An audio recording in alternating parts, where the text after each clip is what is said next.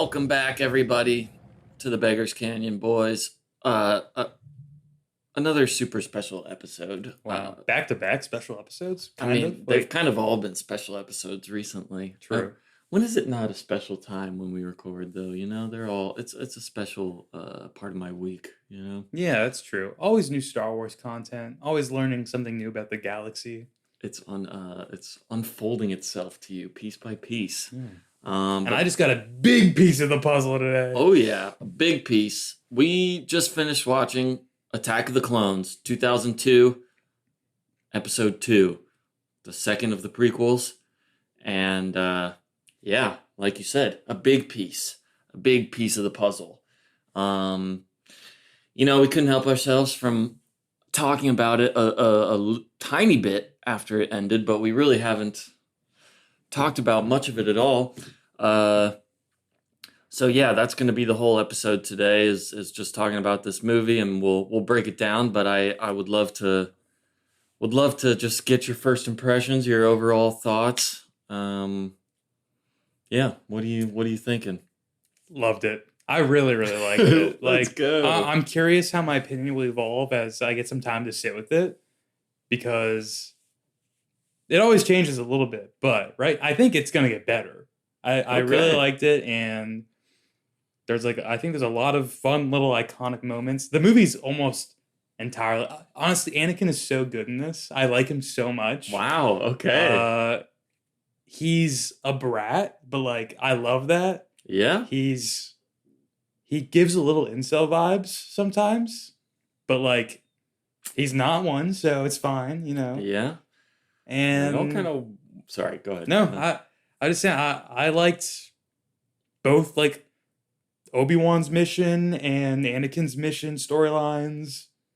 I don't know, I really enjoyed everything for the most part. I didn't like the inclusion of the C-3PO and R2-D2, their little parts. Yeah. And the part that I thought was one of the weakest and worst action sequences was the factory. Yep. Where it felt to me like they magically transported into a Mario Party game. Yeah. And we're running through the course and in my head the issue, and I'm sorry to you're asking about the whole movie, but no, it's okay.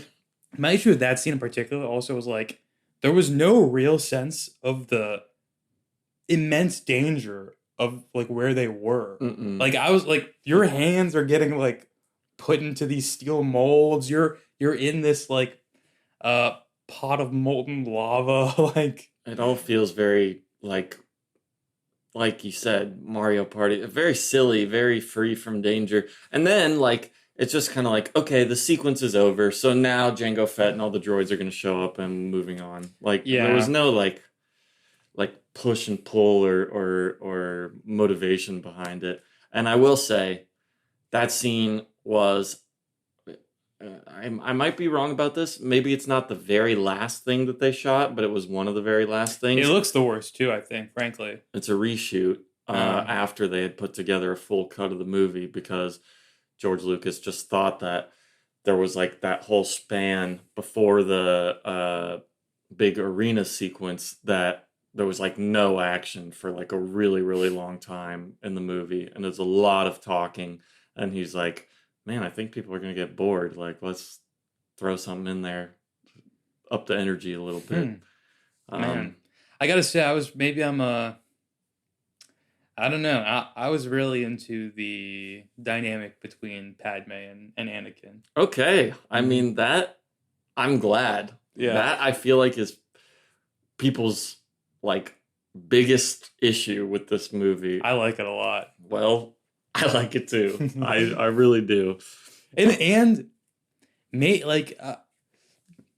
I could maybe hear out an argument for being yeah, it's clumsily written, but converse side of that, I feel it feels supernatural.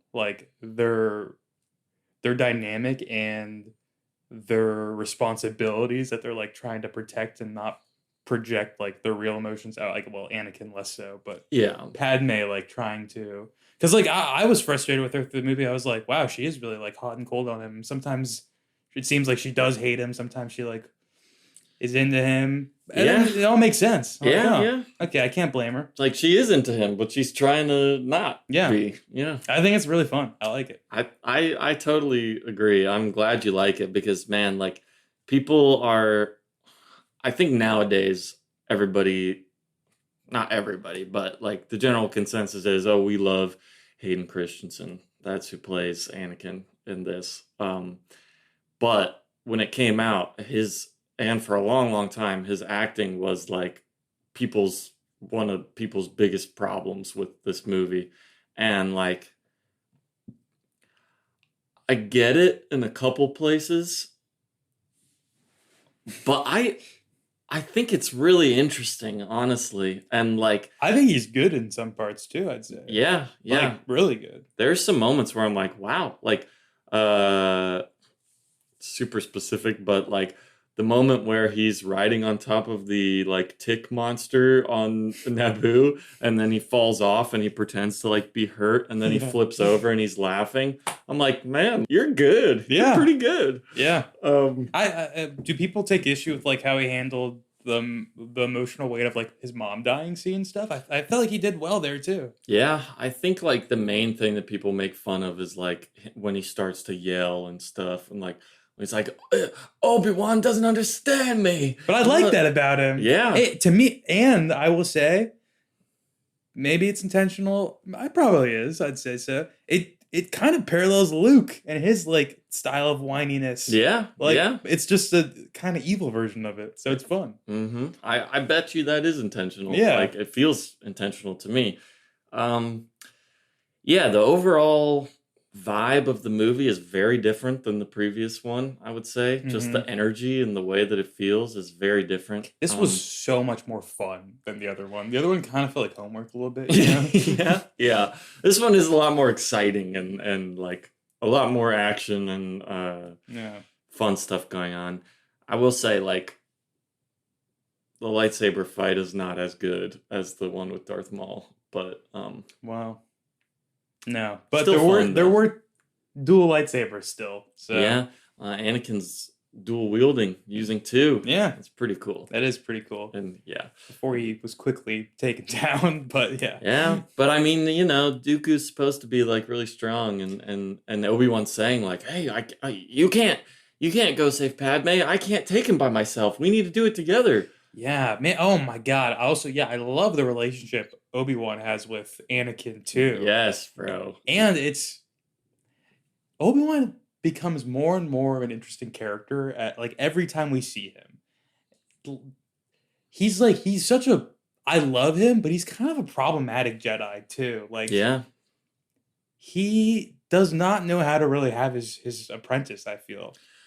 no, and I would say maybe they don't focus on it enough in this movie, but I think that is intentional too. Of like he was kind of maybe not quite ready to take on a Padawan when he was kind of forced to when Yeah. Qui-Gon died.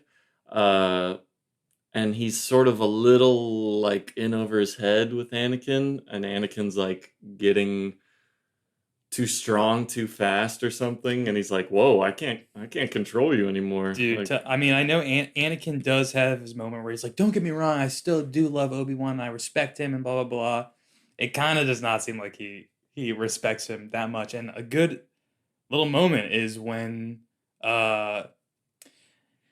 like he's like, well, Mace Windu gave us a strict order not to go help Obi-Wan. And it's like, Yeah. dude, I've watched you this entire movie not follow any of Obi-Wan's orders. Like, just disobey him like it's nothing over and Yeah. over again. But then when it comes to Mace Windu, he's like, well, I can't. I gotta.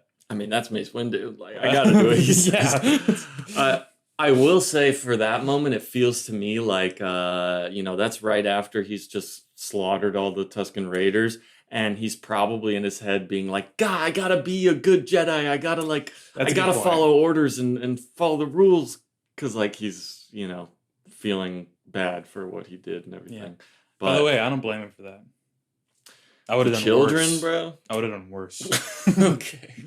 Yeah. What's worse? Yeah, let's not say. No, I wouldn't have. You brought it up though. You're a bad guy. I said I would have done worth, and I meant to say I would Oh. have given them their worth. Okay, you would have Which treated them by that I as mean equals, as humans. yeah. Okay. We're good. Crisis averted there. Oh, that's way to pull yourself out of that one. Thank you. I really love that moment too, though. Him just, I like the gravitational pull of Jedi's to the dark side. Yeah, I want there absolutely. just to be a Sithly black hole that sucks all our Jedi's in. I mean, it's super fascinating, and like that's what is something so beautiful about Star Wars and how like universal it is, even though it's so foreign and like in its own world. It's just like, wow, really at the core of it, it is all about like being tempted by your own decisions and Yeah. impulses and like compassion versus selfish action and like temptation and all that. And it's like, wow, like there's nobody that can't relate to that. Obviously we are living in lower stakes reality, but yeah, I mean it's a relatable like concept, and it's really cool. You can put yourself in the shoes of these characters that like live in such a unrecognizable world, Yeah. but somehow it manages to like stay grounded and believable. Oh, and that, like, speaking of the Force reminded me, so we learned in this one, or that's what I wanted to ask, if I just missed it in the first one or it was just brought up in this one. Like, their ability to be in touch with the light side of the Force is affected now. Oh yeah, yeah, Was yeah. that in the first one, or is that a new thing that's just happening now? No, I don't think they brought that up in the first one. Okay. I think it is like still going on in the first one because Yeah. they can't sense that there's like a Sith Lord in power in the first one either. And like when Qui-Gon comes and he's like, "Hey, like I just ran into a Sith Lord. Like there's nobody else that could be," when he first fights Darth Maul. And they're like, "No, the Sith are gone, bro. Like they don't exist anymore." And he's like, "I'm telling you, I just saw one." So I Yeah. think it is going on still in the first one, but they don't discuss it, which I think is a super cool concept that they bring Yeah. up. Which Seems like it's getting worse, is what they were saying in the beginning of this one, too, right? yeah, yeah, they're like, "Man, we couldn't sense this whole thing about a clone army being made, and that like someone deleted a planet from our own archives, and this was like a 10-year long plan that just went completely by us." Damn Jedi's. Mm-mm. They're slacking. Yeah, They're kind of. slacking. Um, all right.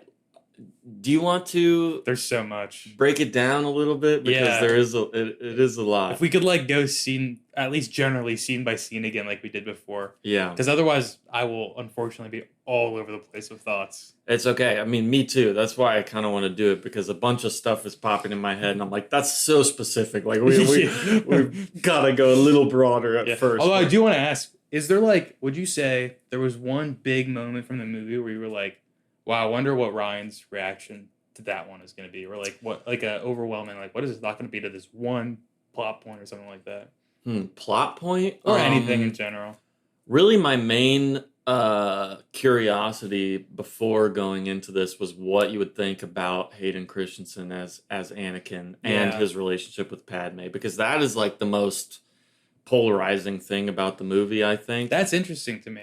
Um, I feel like people who, and keep in mind, I have not engaged in any of this discourse at all. I didn't know it Yeah, existed an hour ago. yeah. I feel like people who dislike him are probably, I don't want to say that like they're misunderstanding the character, but they're misunderstanding maybe how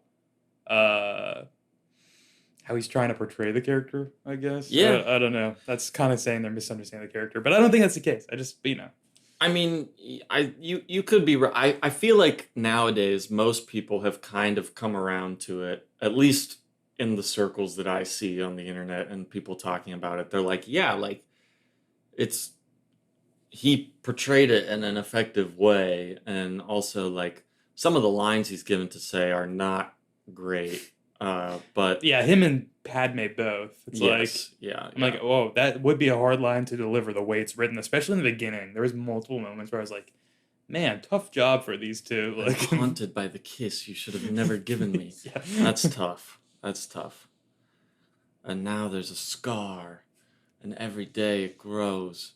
Uh, Okay, but you know, I was thinking about those lines too in particular as that movie was going on. And I was like, in defense of these, I think there's something a teenager would fucking say. yes, bro. I mean, he is like a moody emo, like, oh, I write my little poems under the tree and Who is like on a think about higher killing people. moral mission too. Like Yeah. he's part of the Jedi Order, dude. And he's been told, like, that, oh, you're like the chosen one, like you're the most powerful, you have the potential to be the most powerful. And then you see him thinking that he's like, I will become the most powerful of all the Jedi. Like, I mean, yeah, we will have to break it down. But last little thing, and if you have anything else you want to talk about first too, that's totally cool. But I love, I mean, elevates the first movie for me a little bit too. The scene where Anakin is leaving his mom in the first movie, and he's like, will I ever see you again? And she's like, what do you feel in your heart? He's like, yes. Okay, then it will happen. Ooh. And then it's like, yeah, well, he is gonna see her again.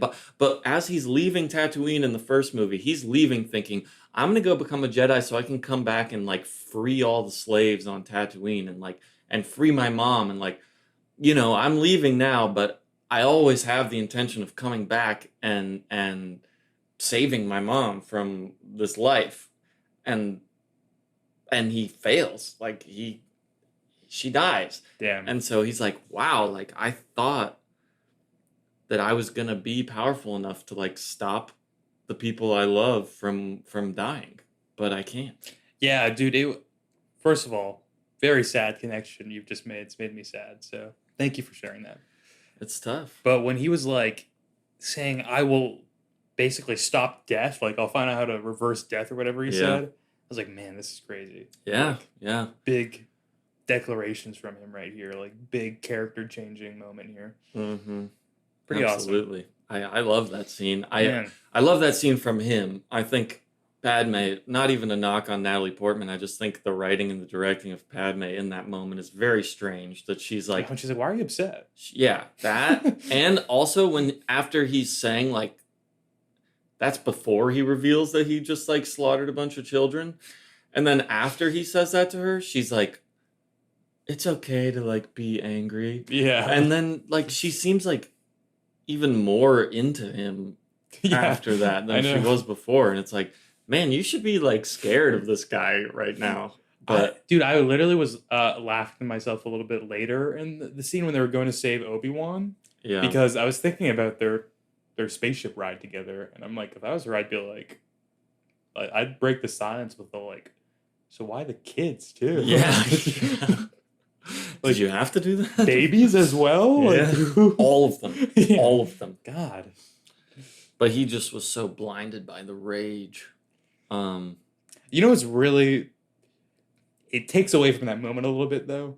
The transition where it's like fucking Porky Pig Luke. Yes, I totally agree. A little bit goofy. But he loves doing those transitions. There's a few of them. There's like the time swipe one in this too. Like...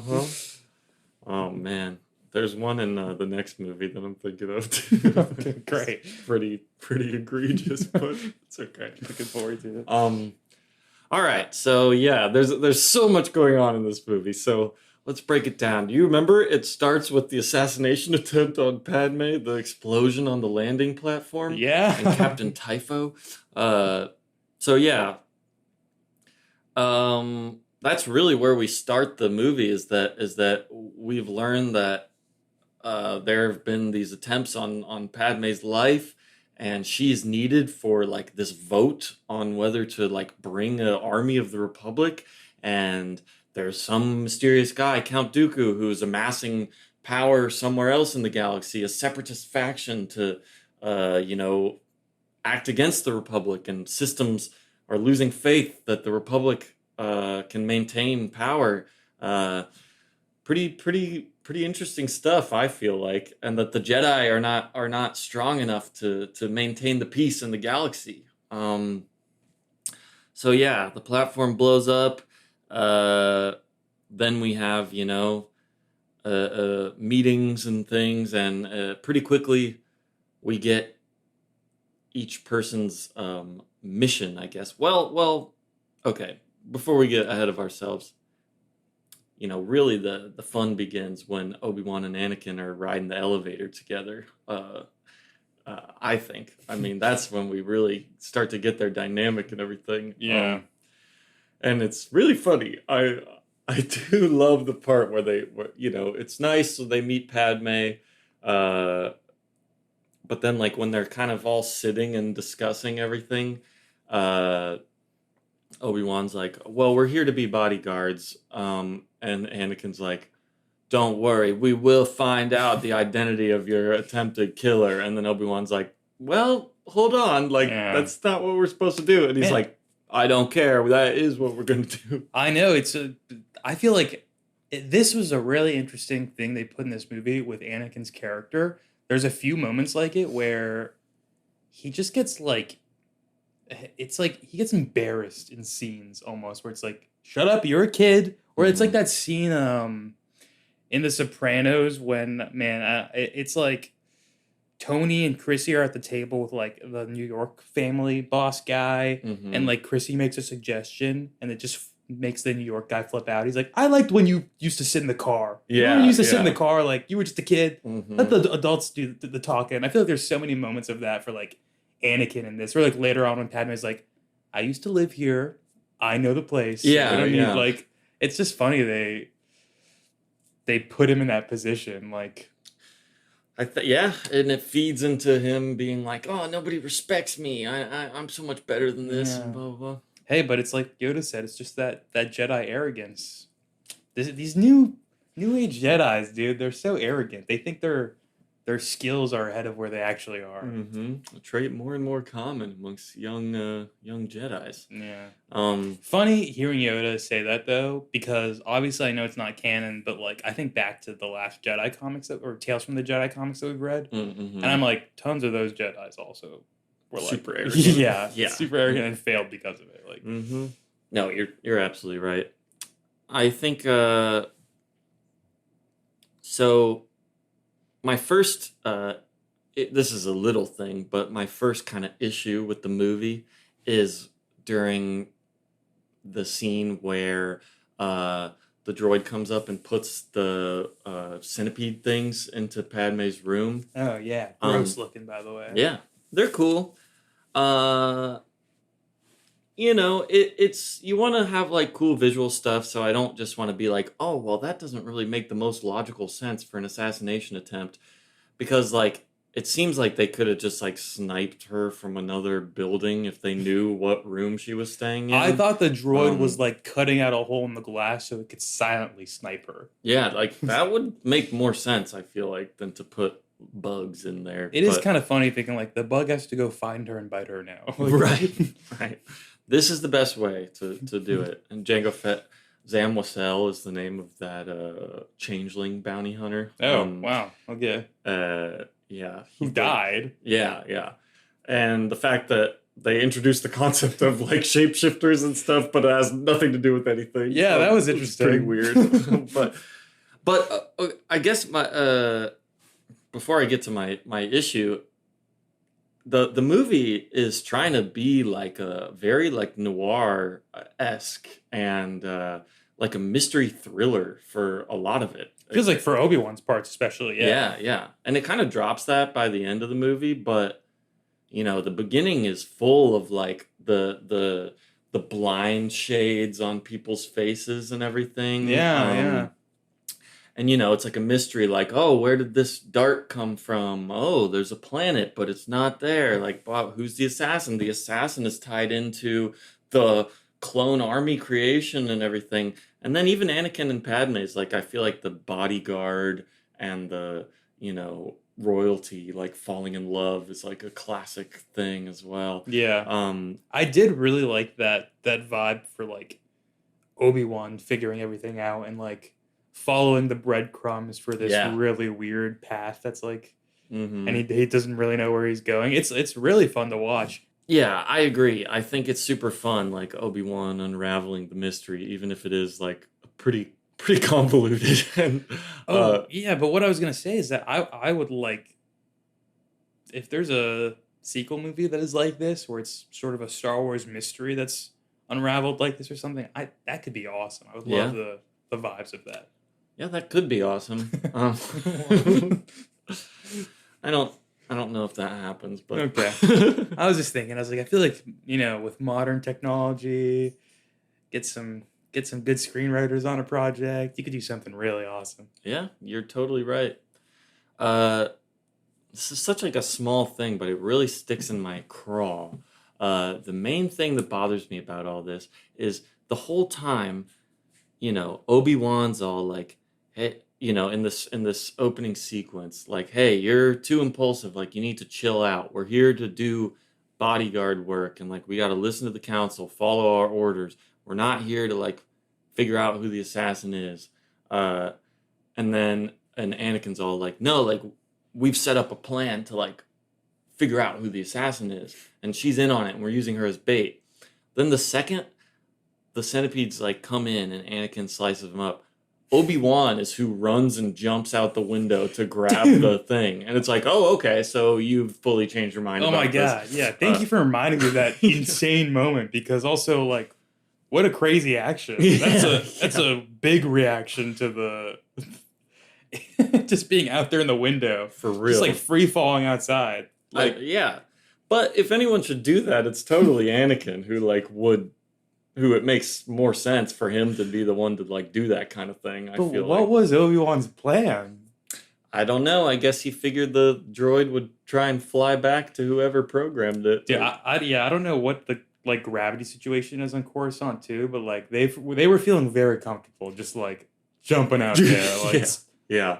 almost they felt like they were in scroll suits, but they weren't, you know? Yeah. I mean, I guess I can give the Force some like wishy-washy leeway there. It's Yeah. like, yeah, they could probably like float a little bit while they're Just falling, but you're not wrong at see, all. I like that scene a lot. I like the chase a lot, but again, this is where I it's a good example of me being like, okay, I liked it overall, and it's way more positive than it is negative. There's tons of little things in it where I'm like, what? Or like what? It just makes me tilt my head a little bit. Like Anakin jumping out of the car, spaceship thing, whatever. I don't know what I want to call them here. Ship. Yeah. No Uh speeder car. yeah, he jumps out of it, and Obi-Wan's like, oh, I hate when he does that. It's Mhm. like, what do you mean, dude? Yeah. What? Has he done this before? Other Like- scenario. Yeah. And there's another line where Obi-Wan says the exact same thing. Like he's always doing that for another thing like that. I'm trying to remember where it is, but like Hmm. it's another action. I think it's in that sequence even too, Yeah. where it's yeah. like, bro, you guys have not been in this scenario before. Like, Right. no way. Yeah, I'm trying to think also. I can't quite remember, but yeah, there's like weird lines that kind of stick out. Like even pretty soon after that, they go to the bar and like Obi-Wan's like, "You go around and look for the bounty hunter." Well, what are you going to do? I'm going to get a drink. Yeah. And it implies like, oh, like you're going to go ask like people questions or something, but no, he just goes and gets a drink. I and- thought he knew the bartender and it's like gonna get information from him. Yeah, I mean, he pulls that move later at Dexter Jettster's diner. Oh, yeah. Uh, Which you cheered for, right? When we had the establishing shot on it. yep. Well, So I was like, what's going to go on in here? And it was just some guy. yeah, but I used to love that guy when I was a kid. For some reason, I love Yeah. Dexter Jettster. He liked his like two hands pulling up his pants so he doesn't get his butt crack Yeah. while the other ones like get situated in the booth. Mm-hmm. Nice. He's got a mustache too. Yeah. Very strange. It was very, very strange seeing Obi-Wan in his Jedi robes sitting in like a 50s booth diner. Like, The that- whole diner is like 50s themed, and that waitress droid is like, "Okay, hon, what do you have?" Yeah, it's really weird. Yeah, it's a little strange. Like but, if you showed me the screen cap of that, I don't know if I would guess that was Star Wars. right, other than like Obi-Wan's outfit, there's It'd be so weird that I'd be like, is it a movie about like comic convention nerds going out to get food afterwards and something Uh-huh. happens. Like, I don't know. Yeah. I know, and it's so referential to like America Yeah. that it feels a little strange. But yeah, I mean, we got another thing like that, like the football on the TV in the bar. Um, Oh yeah, a yeah. little odd, There was like but a track and field event going on too on the hmm screens. I want to go back and take a look at those. pod racing on the left too. Oh yeah. Yeah. Uh, Yeah, I'm sure, man. See, any little small thing I find in the background of any of these shots, it's like a little sad in a sense because I'm like, I want to feel, and I guess I shouldn't feel sad about it because every movie is like this. I'm like, oh my god, I found something in the background, like a nice little detail they put in there, but I know I'm so far behind, and like every single second of this movie's probably been like dug through by the fans like crazy yeah. for years and years. Like you guys probably know the names of like tons of these little characters in the background and stuff. So, hmm And but this it's always guy fun. actually has lines, so he's not necessarily the most background character. But what did you think of Elan Sleaze-Bagano, Okay, who's that? the death stick dealer? Oh, His last name is Sleaze-Bagano. Elan Sleaze-Bagio? Sleaze-Bagano. Oh, sorry, Elan Sleaze-Bagano.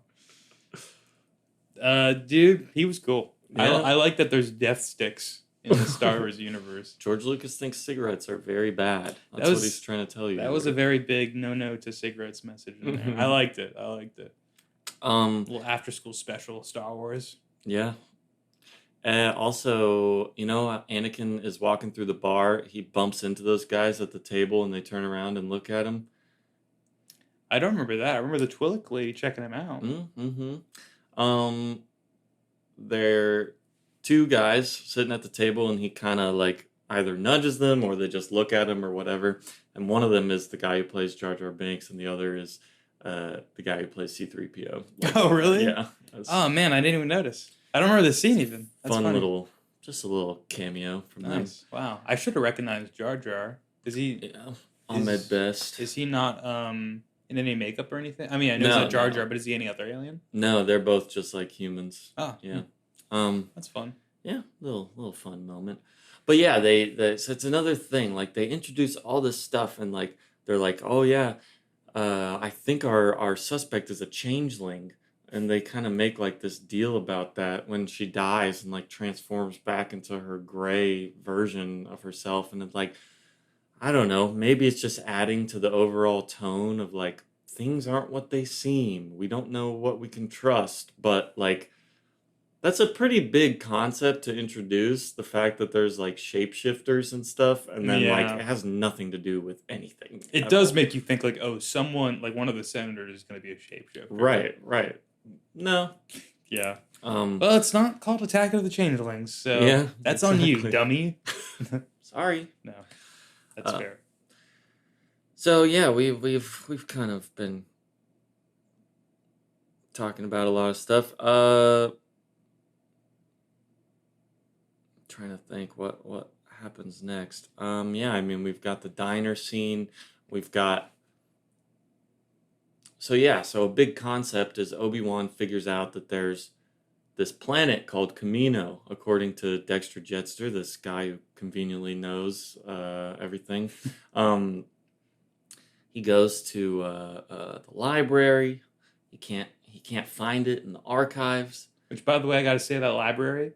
As soon as I saw it, I was like, "This has lore to it. I know it does. Yeah, It has yeah, to." it Or does. wait, is this the library that that one Jedi and Tales from the Jedi like started? Oh, Because this is Coruscant. yeah, this is Coruscant, but that was on a different planet. Oh, that it I wasn't forget. Coruscant he was No, doing? no. Oh, was it like? Did it start with an O? Yeah, like Odan or Odess? something. Odessa or something? Odessa, maybe. No. I forget those specifics, but no, it's a different library. Jocasta knew the librarian, if you wanted to know her name. Well, see, I could just sense it. I was like, this seems like it's got a story behind it, and I know they've told it already. So Yeah. And then yeah, we get the part of Yoda training the class of younglings. one of my least favorite parts of the movie. Yeah, pretty rough. Really bad. Just as could you be taken out completely. yeah, as because we talked about that one a little bit. As you said, useless scene, but also I've hated in the prequels watching Yoda. Honestly, for the most part, I don't like Yoda in the prequels, but I hate watching him teach in the prequels. I think Yeah. that really, really like hurts the the image of Yoda in my mind and like how he takes on his apprentices. Yeah, I mean, because we have such a better comparison point of like the scenes of him teaching Luke about the Force are so awesome, and they're just Yeah, not like that in this. And you want him to be like the greatest teacher of all time, like that's what he's supposed to be. yeah, and Um, him like Professor Hands behind his back, like, and students think, why do we this about? yeah, It's like not what Jedi training like should really. Maybe I can like if I really want to fix it for myself in my head, I can be like, okay, that's just like those were all really really young kids, so that's like intro, yeah, super basic for dummy day one Jedi stuff. They were just like going over for orientation or something, but yeah. I mean, maybe so, but I do agree with you, and I think it's silly, like that they have the visors on and they're doing the deflecting with the training droid thing because it's just like, right, that's what Luke and Obi-Wan did on the Millennium Falcon, so I guess that's like in the syllabus for Jedi. Like it seemed in the first movie Obi-Wan is like, well, I'm going to use like the tools that I have here because there's no school, there's, no order anymore, so we're just going to improvise and do the best we can. But no, yeah. that's like he maybe he got the idea from that scene. He walks into Yoda teaching. He's like, "Oh, that's a pretty cool way to teach Jedis."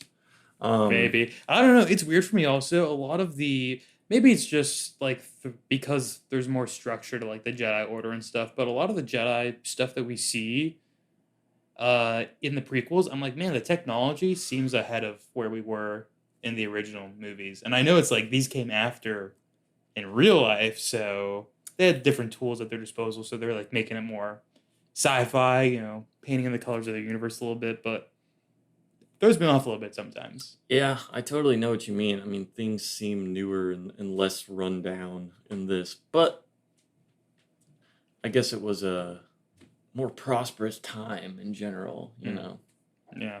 So yeah, and also it's like, okay, Obi-Wan, like you're pretty much saying everything here, like, well, this doesn't make any sense. There's a gravitational pull right here, but there's nothing there. It's like just go there and you'll find the planet. Like Yeah. it'll God. something's there, right? The way it's set up where it's like, oh my God, of course, the answer could have only come from a young mind who isn't, so clouded by other thoughts and things. And then being like, the kid has to give the answer of like, maybe the planet's hidden or someone deleted the planet. Yeah. They're like, yeah, of course, that's the answer. And Obi-Wan literally says that in the scene before. Like, could it have been deleted? And Yeah. the librarian's like, no, it's impossible. No one could have done that. Yeah, just so dumb. Yeah, I agree. Really, yeah, that took issue with that scene. Just But take it out of the movie. It's totally like removable. It wouldn't affect anything. that's what I was gonna say. I was saying if you just take that out, it fixes the movie. And I think not that the movie felt long, but I could make some cuts. I could get this under 2 hours, and I think it'd feel tighter and Yep. better. Not to say that I am a better editor than whoever worked on this, or better with creative choices or designs, but I think if you cut that scene and you cut some of the droid R2D2 C3PO stuff you have Oh in here, yeah. it's like Oh, a yeah. much tighter movie, better experience. I agree. I mean, the R2D2 C3PO stuff does nothing except like pull all the excitement out of the big fight scene. C3PO's moments during that fight where he's like, "Oh, my head's on the an attack droid's body," Mhm. is infuriating. It's like so stupid. It's terrible. And my mind is like, okay, I want to think about it logically. Like, how do the certain, and it's just like, it doesn't make sense at No, all. So no, like, just yeah. and like the control and autonomy and consciousness, it's like, all right, you guys are really distracting me from like the fight scene going on with your stupid Seriously. bit. Like, But I will say, when I was like 8 years old, I thought when he goes, "Die, Jedis, die." What did I just say? Oh, I was laughing my ass off at that. I would say that with my friends all the time, Well, but I do hate it I now. guess there's moments that are in there not for me, I guess, you know. Yeah, yeah. It is like a pretty humorless movie compared to the first one that has a lot of attempts at It's comedy. because there's less Jar Jar. Yeah, yeah, for sure. Um, Which I don't know if I've already mentioned. What a blessing. uh, Absolutely. It's Such a relief. honestly, maybe that's the problem with the first movie. It It's a might be huge, just like Jar Jar mostly. there's a huge, huge issue with it for sure. So Um, I'm feeling, man, I know I already said it, but I'm feeling so good going to the next one. Like, that's what I like to hear. man, It's because awesome. just knowing it's gonna wrap things up. It's people generally like, you know, the conclusions of these Star Wars movies better, it seems. So I'm looking forward to it. Yeah, I'm looking forward to it too, and we'll get to see it on the big screen. Oh my god, I forgot. You're right. That'll be Oh, awesome. that will be exciting. That will I be think that'll be awesome. my well, yeah, I know for sure that'll be my first Star Wars movie on the big screen. Dude, Solo. Oh, true. Yeah. God, why'd I do that? It's okay. It's your first real Star Wars movie on the Yeah. big screen. Also my first on the big screen. When it first came out. Oh, It was okay. my first one I saw in theaters. I thought you were saying you've not ever seen a Star Wars movie in theaters. I was like, No, no. that would have been crazy. But you know, not as much as I'd like. The original ones, they re-released them, and I was still like, man, do I want to see the re-release of Return of the Jedi in theaters? Because it's gonna have freaking Cy Snoodle singing her Jedi Rock song. I just don't want to see that. Oh no, yeah, true. Um, That's rough. But anyway, uh,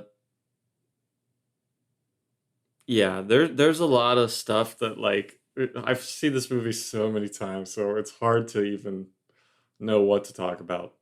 But I guess we can break it down of like we can talk about Obi-Wan's plot line a little bit more, then we can go back and talk about Padme and Anakin, so we're not just like jumping back and forth between them. Yeah, no promises, but yes. I mean, sure, if something comes up, I'm not saying like it's not allowed, but and then the ending, they all come together. Yeah. But Obi-Wan, so he, finds Camino quite easily after figuring out, Mm-hmm. where it should be. This always happens with the fans and in the Star Wars universe too.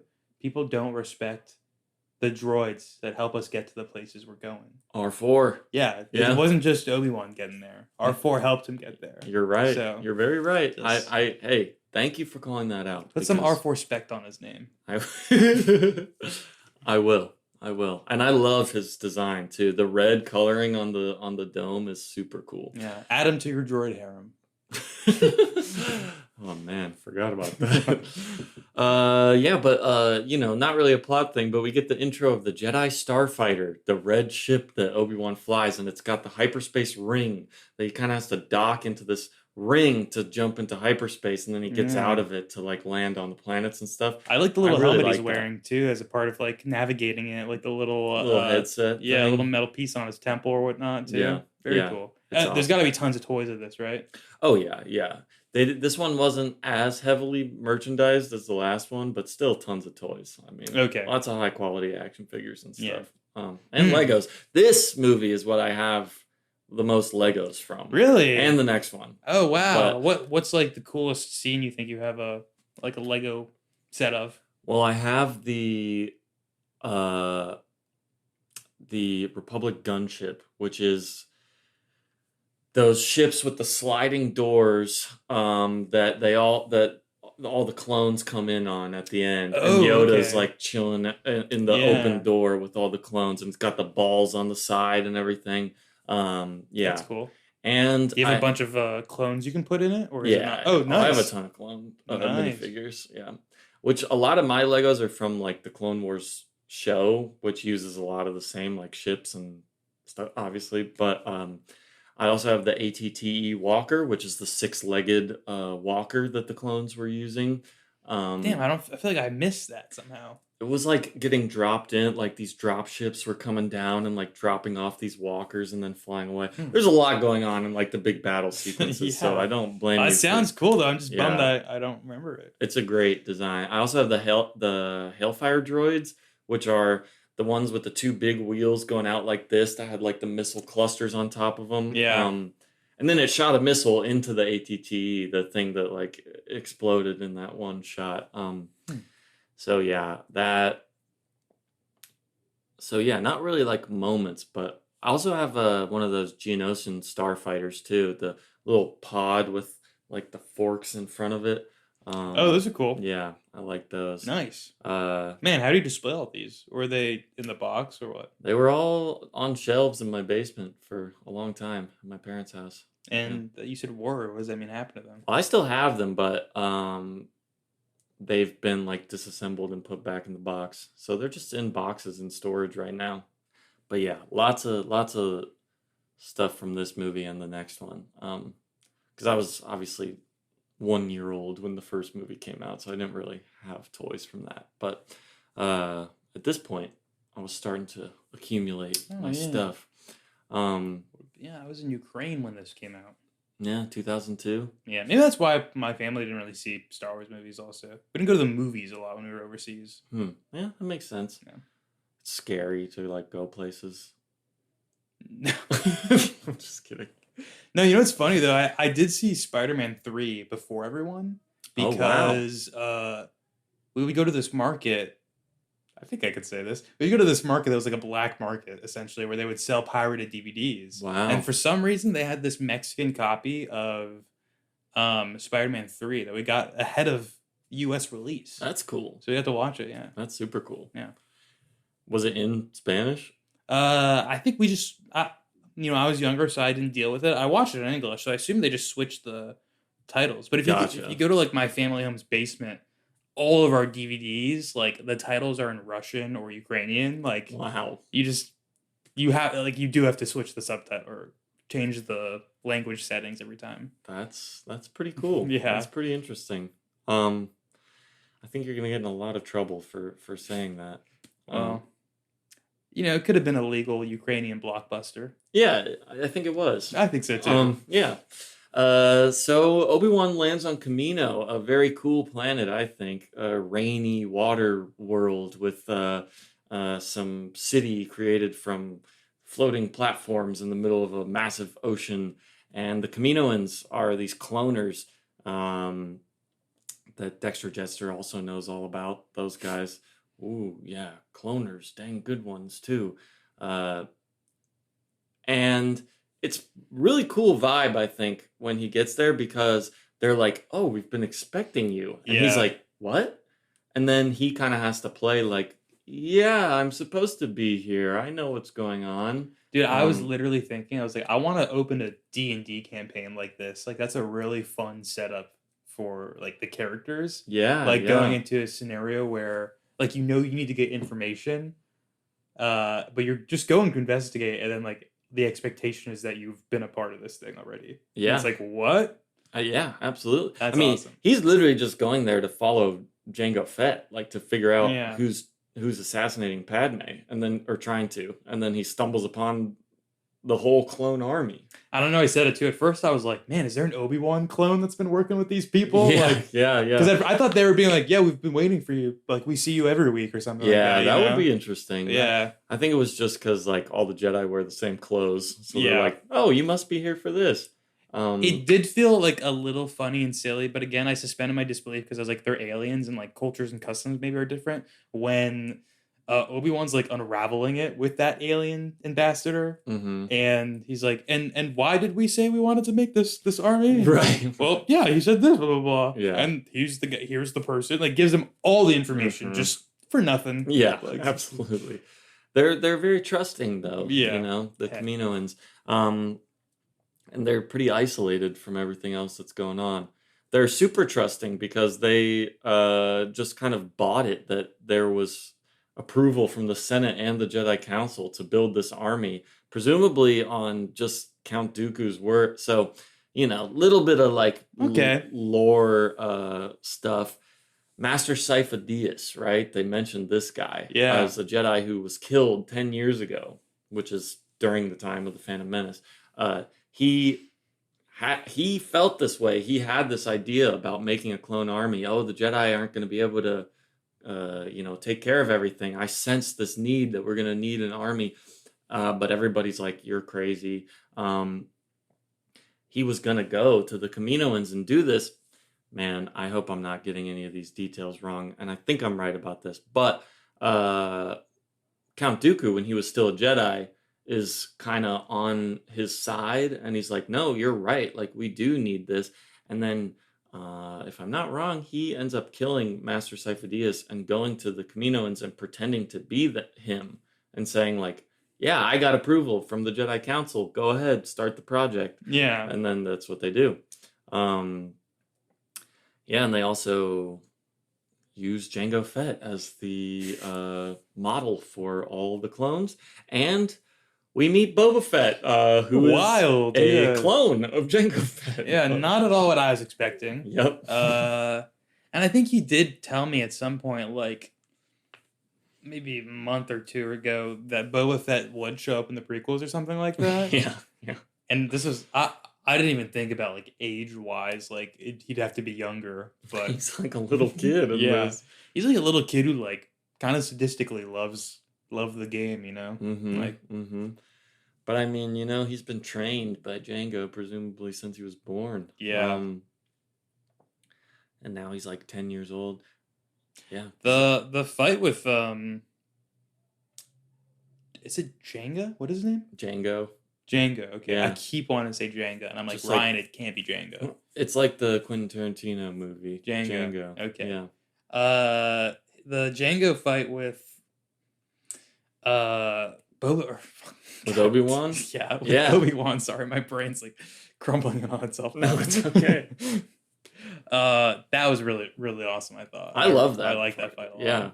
It's pretty well paced and has good like push and pull and tension and setting is fun. You got me questioning like, oh, how is Obi-Wan going to do this actually? Because there's like aerial strategy that is happening in this fight because of the jetpack booster or whatever. And Boba with the cannons on the ship, and like that's a whole other part of it. Yeah. Yeah, it's pretty cool. It looks nice too. A little weird when they go up to do like a martial arts movie shot of like a high kick in the air. Yeah. Some funny moments, but Yeah. I do quite like it. The tension's good though when like, I mean, it's like I know nothing's gonna happen to Obi-Wan. He's in the original, so Right. but it's pretty good. That whole time on that planet, if I did not know he survives, I was like, this planet seems like he's gonna die here. Yeah. Like- He's finding out way too much stuff to live. Yeah.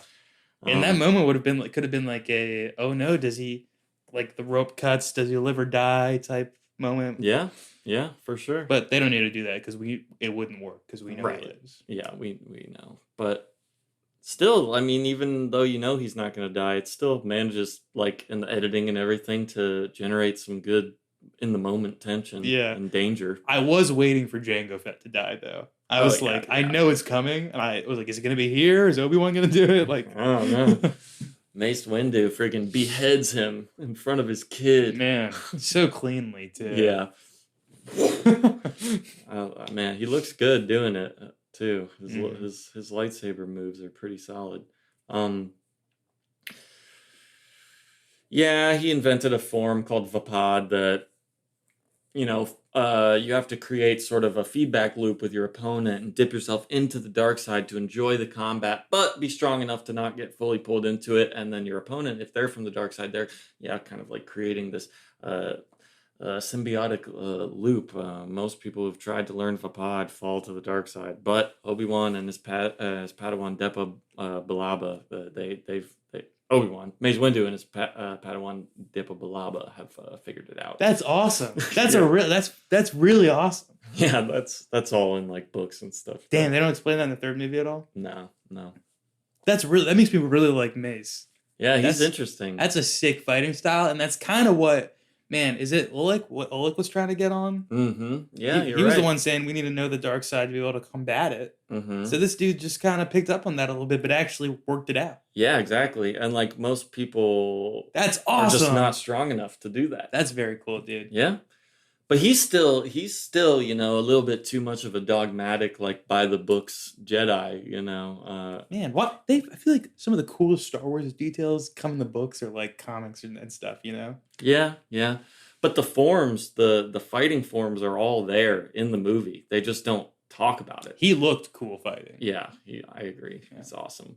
This party's over. I love that part. I was waiting for him to finally do something. I was surprised he wasn't as active in the first movie. Yeah, he literally doesn't get out of his chair in the Yeah. first movie. So this was nice. I'm glad. I'm glad the Jedi's are like doing stuff in this one. Yeah.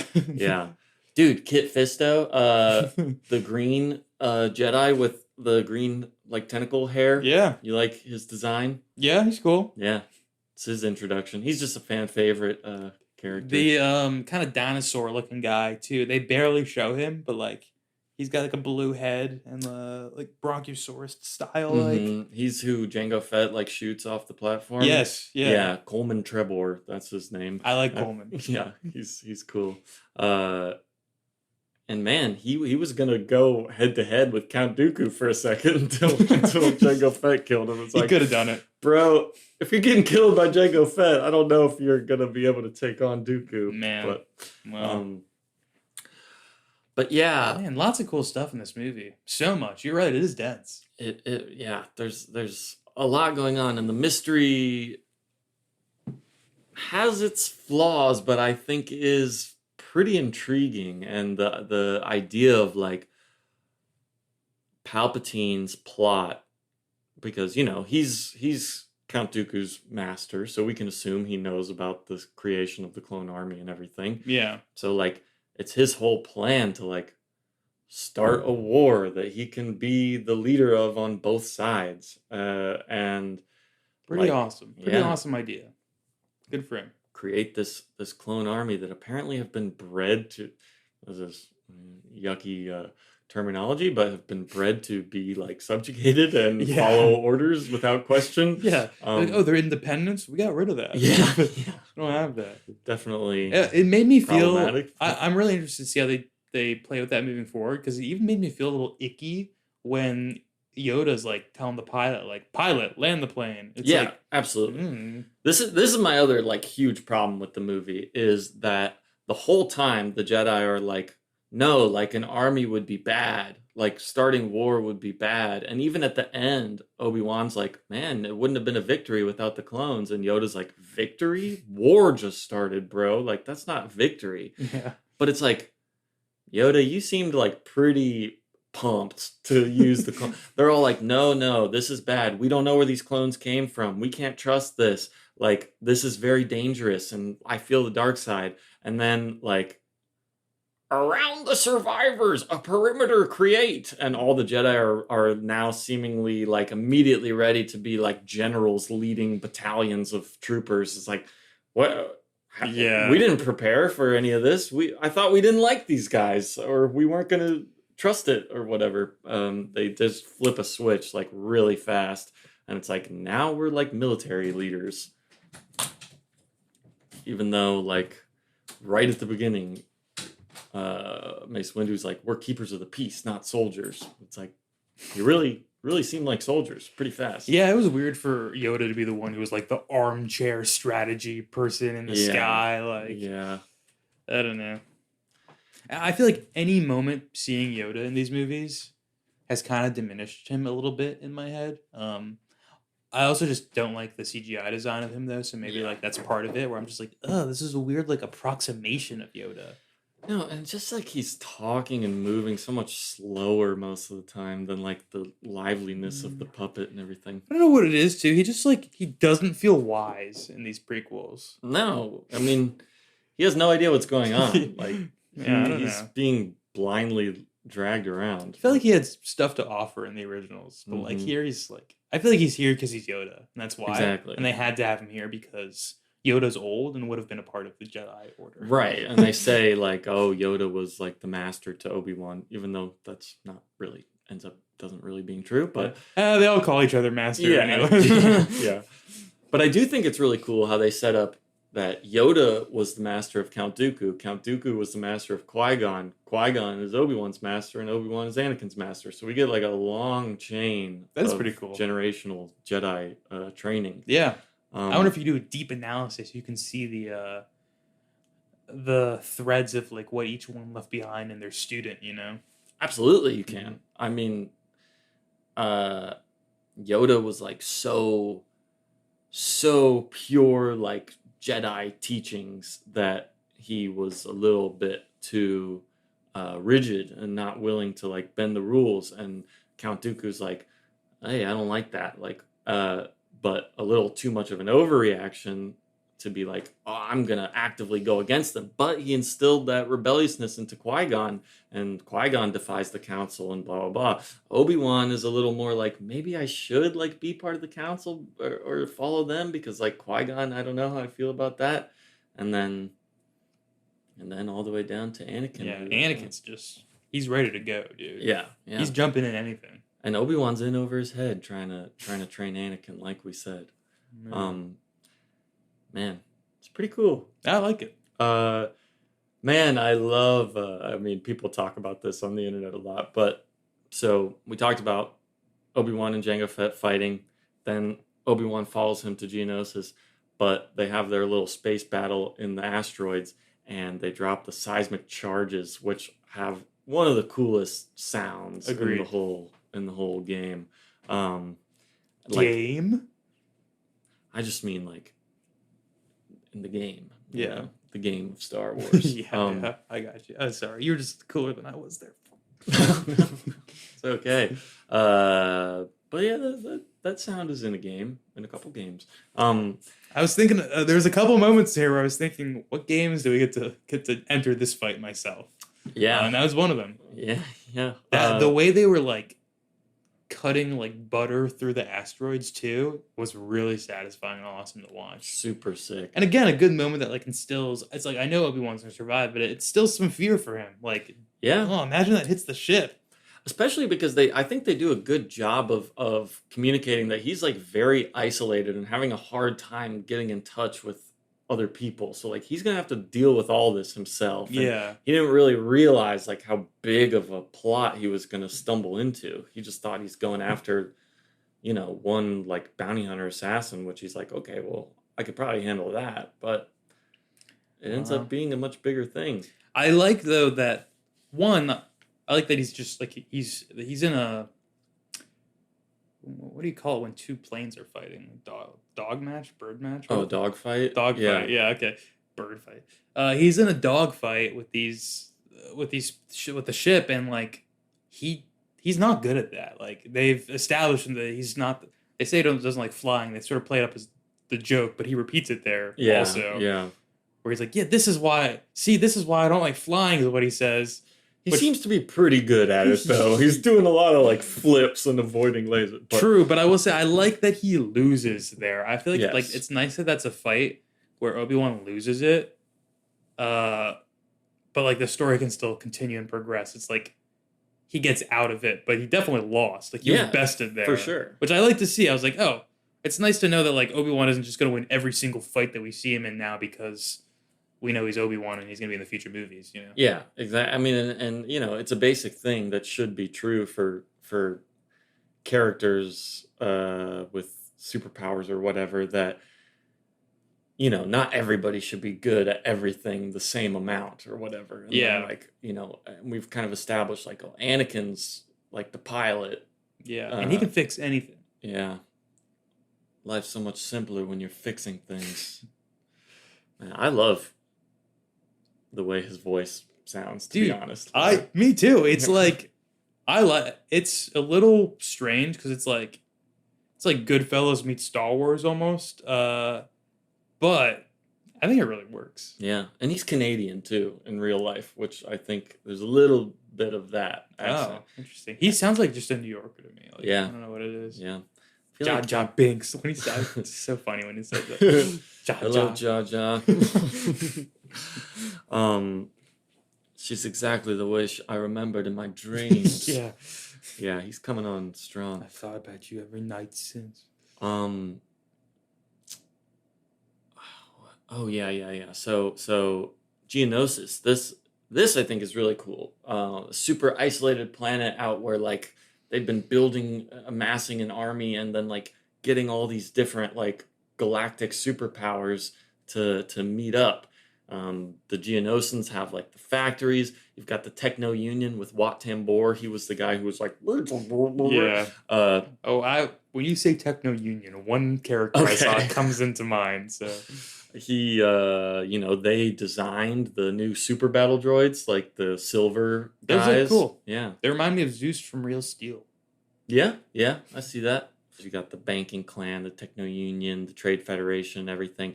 And it's just like, oh, like I'm not gonna sign the treaty until Padme's killed, because that's like now Newt Gunray, he's just pissed that Padme didn't die in the first movie, and so he's just obsessed with like killing her, and then he'll do whatever you want. Like, Someone needs to kill him. yeah, for real.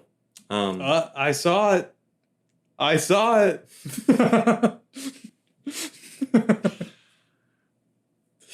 I don't know. I don't know what you're talking We can about. move on. We can- Poggle the Lesser, that's the name of the leader of the Geonosins, if you were wondering. Hell yeah, that's a cool name. Yeah, he's cool. Man, why the lesser? I don't know. Maybe there's a greater. Actually, yeah. Yeah, there is. All right. Yeah. We'll table that for now too. Okay. Wow, a lot of secrecy. Kind of similar to the plot of the movie. I know it's all it's full of twists and turns. Yeah. Just like our friendship. Yeah. Well, okay. I feel like it's been a straight ascension to heaven. Wow, that's really nice of you. So yeah, then Obi-Wan gets captured, and that's kind of like the end of his plot line before everything comes together. I'm relieved they didn't put him in like Frozen Carbonite like they did Han Solo. Yeah, I could see yeah. them going that route just True. to do the like, ooh, we did in the first ones, we're doing it again. I mean, there is stuff like that in this movie. There's the asteroid fight, like Yeah. in the movie. Anakin gets his arm cut off, like Luke. I almost thought thered be like a worm on one of those asteroids too. you Yeah, know? right. Especially when they went into that one asteroid, I was like, That's is what I this was a about to mouth we're say. going? Yeah. Yeah. That would be too much. but it's not necessarily. I mean, if the first movie's any indication, like he will do too much sometimes. Yeah. And the C-3PO stuff we were talking about. Man, it's got to be crazy to watch these. Like, if you did a Star Wars marathon, I feel like tonally, this versus Phantom Menace feel so different. Yeah, Like- totally. Like Phantom Menace, I know this, they're all marketed towards like younger people and kids, but like Phantom Menace more so felt like it was really, really for kids. Yeah. Whereas this is like more for everyone. I definitely agree with that a lot. Yeah, and I mean, I guess it's just the aspect of like Jar Jar and Anakin being so young in that one that, like, yeah, it does feel like more of a kids movie. Yeah, I guess that is a good true. Like when you have a kid protagonist, it kind of like makes it. It's not that there aren't movies that like have kid protagonists that are for adults, but less common. For sure. Yeah. Could have just made him like 16 in the first movie. I don't see why not. But I feel like you could have started with this one, and for the most part, things would still make sense. Like Yeah. you just need a little bit of more lead in, but I don't know. That's what I was thinking. Watch, I was like, I feel like this should have been the first one. I would have been way more into it. there's a lot of people who have made edits of like combining these first two movies into one thing, taking out a lot of like non-essential stuff. Topher Grace, talking about Spider-Man 3, he's who plays Venom in Spider-Man 3. Mhm. He has a famous edit of the prequels all combined into one movie. How long is it? It's like more than 2 hours, like less than 3 hours though. Oh wow. And it pretty much has like Duel of the Fates from the first movie and then goes right to like the elevator scene. Yeah, which I can see the merit of, but I like all the silly nuggets in the first movie personally. Sure. But Yeah. What do you think about Christopher Lee as Count Dooku? He's pretty cool. He seems good so far. Um, was he was he Dracula at some point? Yeah, he's Dracula in like the '70s British Hammer Dracula movies. Okay. I Yeah. was like, he looks really familiar for some reason, and I hmm recognize him as a vampire for some reason. Well, there So you go. He was Dracula. okay, oh, that's good. Um, he's cool. I feel like we don't know too much about him yet because I know we paused because you use the bathroom. But what I said was like, I think Count Dooku just got introduced, and I was like, man, the movie. There's only like an hour 20 left in the movie. They're gonna have to like rapidly get into this character and what his deal is. Right. But I guess they're really just setting him up for like conclusion stuff in the third movie. But he's a cool character. I'm interested in him. Uh, One of the bigger shock moments of the movie for me was him pulling out the lightning. Yeah. Like, Yeah. did not expect that. I keep forgetting that it's like a Sith ability that you can get if you're powerful enough. Yeah. Yeah. I will say they've used it scarcely enough that it's like still impactful to see. Yeah. So For that's sure. good. It's less powerful and less like well done than I think it is in Return of the Jedi. Like less impactful of a moment, but I still do agree, and it definitely like raises his danger level a lot, like Hmm. by doing that. I think, and it's like wow, okay, he is like super powerful then. Um, and then Yoda, new ability, Force Absorb. Okay, I will say I think I slightly disagree with you here. Part of me liked seeing Yoda do his little sword fight. Yeah, I did hate him doing like the force off with this dude. I think it's yeah, very silly. It's like almost like Disney Channel original conclusion to this. Like, okay, bad guy, like you throw that at me, I throw it right back. You throw that like, come on, like I it's just know. so silly. And then I don't think Yoda should be able to really even, and maybe it's because I have my own headcanon or stuff that we've discussed about this. Where like I don't feel like uh the light side user of the force should be able to at all tap into the electricity because I hmm feel like that comes from like violence, anger, and hate. That's Yeah, like the way it yeah. manifests. But unless maybe you're Mace Windu, and that's just I don't know. I don't know. Maybe I'm iffy with that because I did just learn about that and I thought that was cool. So And he kind of just like absorbs it and sends it back at him. Like yeah, he doesn't just really generate lightning of his own. But something about it just like I agree. It's kind of dumb. Like when yeah, they're just doing the push and pull of like Count Dooku pulls the big canister off the wall and tries to throw it at him, and then he holds it and pushes it back. It's like a force, like a force based fight with no lightsabers. Like I don't know, probably hard to represent visually unless it is like what we saw there, but not super creative, and it felt like I don't know, weird. Like yeah. Well, I think also like I guess I would have. It's hard to say. I think I would have minded less, maybe if it wasn't Yoda. But if you did want to do a force fight with a few characters, like have the pacing of the things that are being thrown at each other like really rapid. Like have people ripping through things like with the yeah, force as they're doing it, like maybe shrapnel, shootouts and whatnot. But Yoda would like catch the thing and then like slowly just let it down. So I feel like that also made the scene feel weird because you'd see it like moving quickly towards Yoda and then it would just stop and then like slowly be edited downward. You yeah, know? yeah. Yeah, something about the whole pacing of that sequence is off. Plus Yoda just looks so weird, like getting his lightsaber and like doing his sassy little like robe flip around. But I Yeah, liked watching him do the flips with the fight. you like that? I do like Okay. that. Yeah.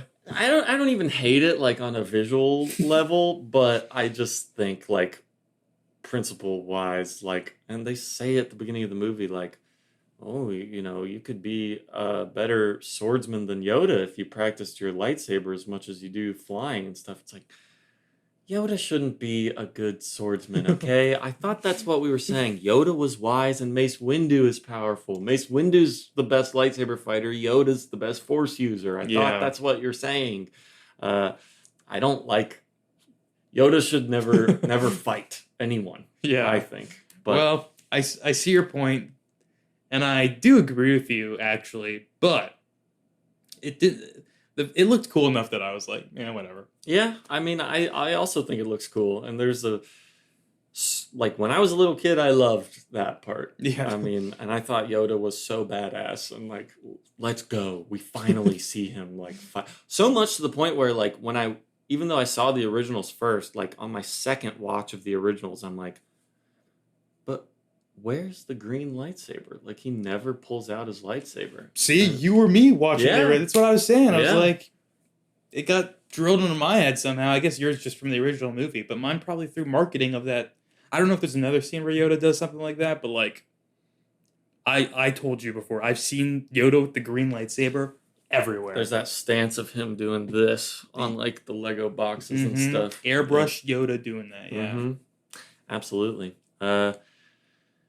Yeah, so it just like is weird to me that he would fight with a lightsaber, especially yeah, whatever. I mean there's a lot of people who have like voiced that complaint, so I don't mean to just parrot like other internet opinions. I have my own opinions. I disagree with a lot of things that the general consensus thinks, but that's one that I kind of do agree with. Yeah, I will say I do wish we would get a little more like firm, at least like storytelling of Yoda's thought process of like, because to me, it's like he joined that fight, and then it seemed like he let Count Dooku get away a little bit. It was like I feel like you could have caught him, Yoda. Like Right. you seemed like you were just showing off the strength and power to be able to stop him, and I get that he like pulls the classic villain like, aha, but you have other people you care about, so I'm gonna endanger them, and you have to save them, and I get to escape. Right. Like little trope. But it didn't you can do that, but it has to like I have to buy it. Yeah, more. it felt like Yoda could have done both. Yeah. Well, I mean, he's supposedly the most powerful force user in the universe that we know of. He could have, with one hand, stopped the thing from falling, and then with the other, like, held the ship back from taking off. Like, that would have been really cool to see. He literally just has the column hover over them, too, for a bit. He doesn't Yeah. I'm like, dude, push it out of the way. That way they're not at risk of getting squashed anymore. And Yoda, go get your man. Yeah. Count Dooku. I agree. Excuse me. If you want him to escape, you gotta sell it a little better than that. I think. Sorry to not so boring. No, man. I You're just yawning. didn't sleep much last night. I'm sorry. Okay. Yeah. Well, let's. You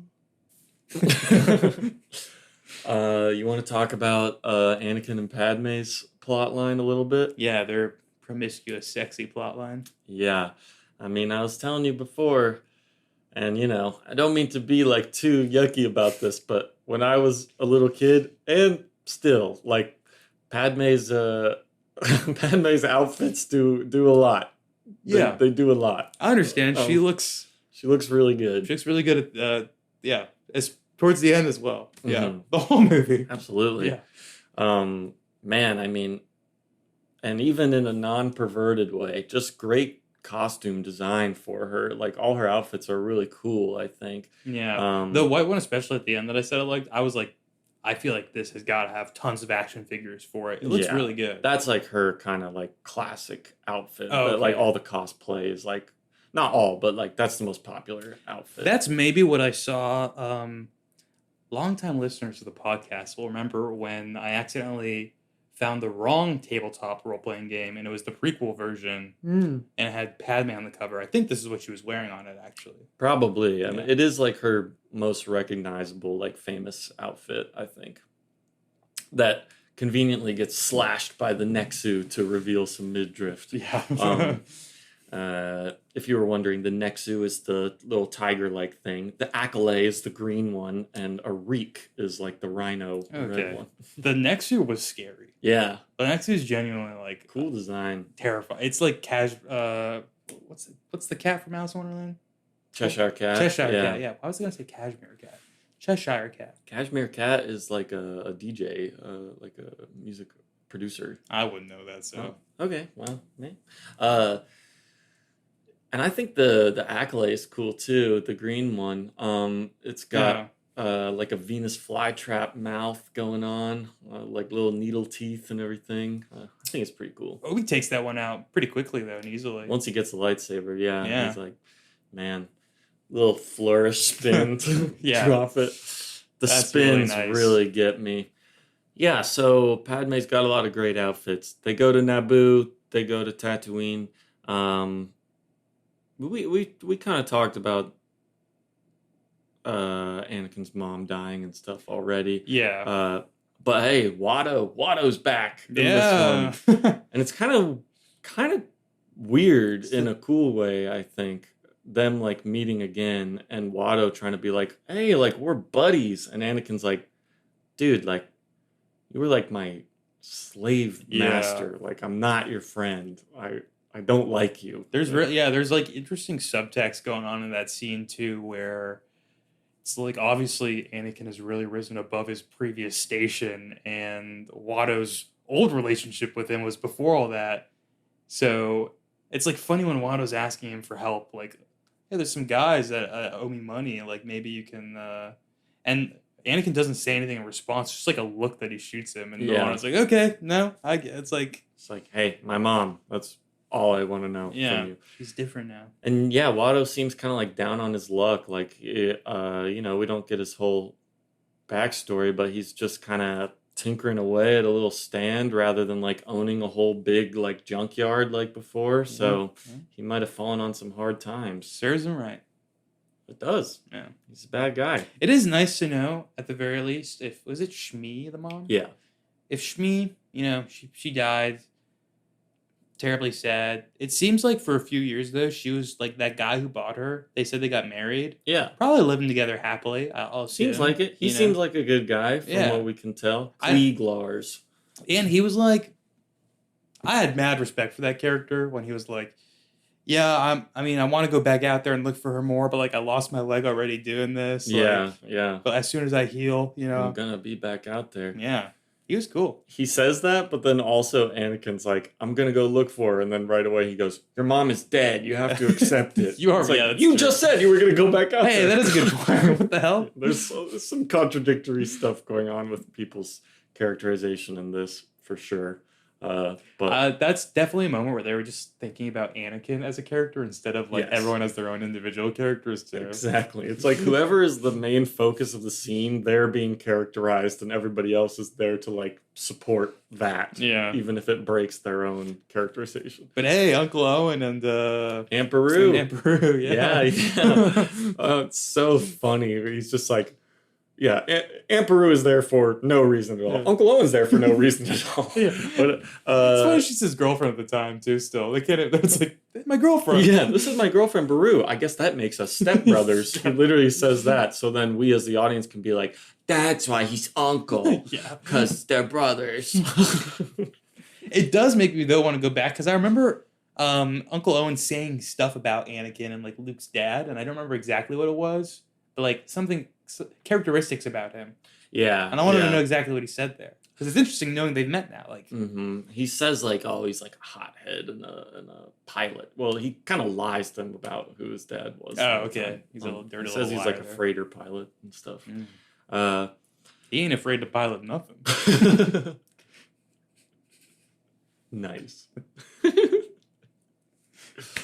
Oh, I love Padme's outfit on Tatooine too. The blue like robe that she has, beautiful. Yeah.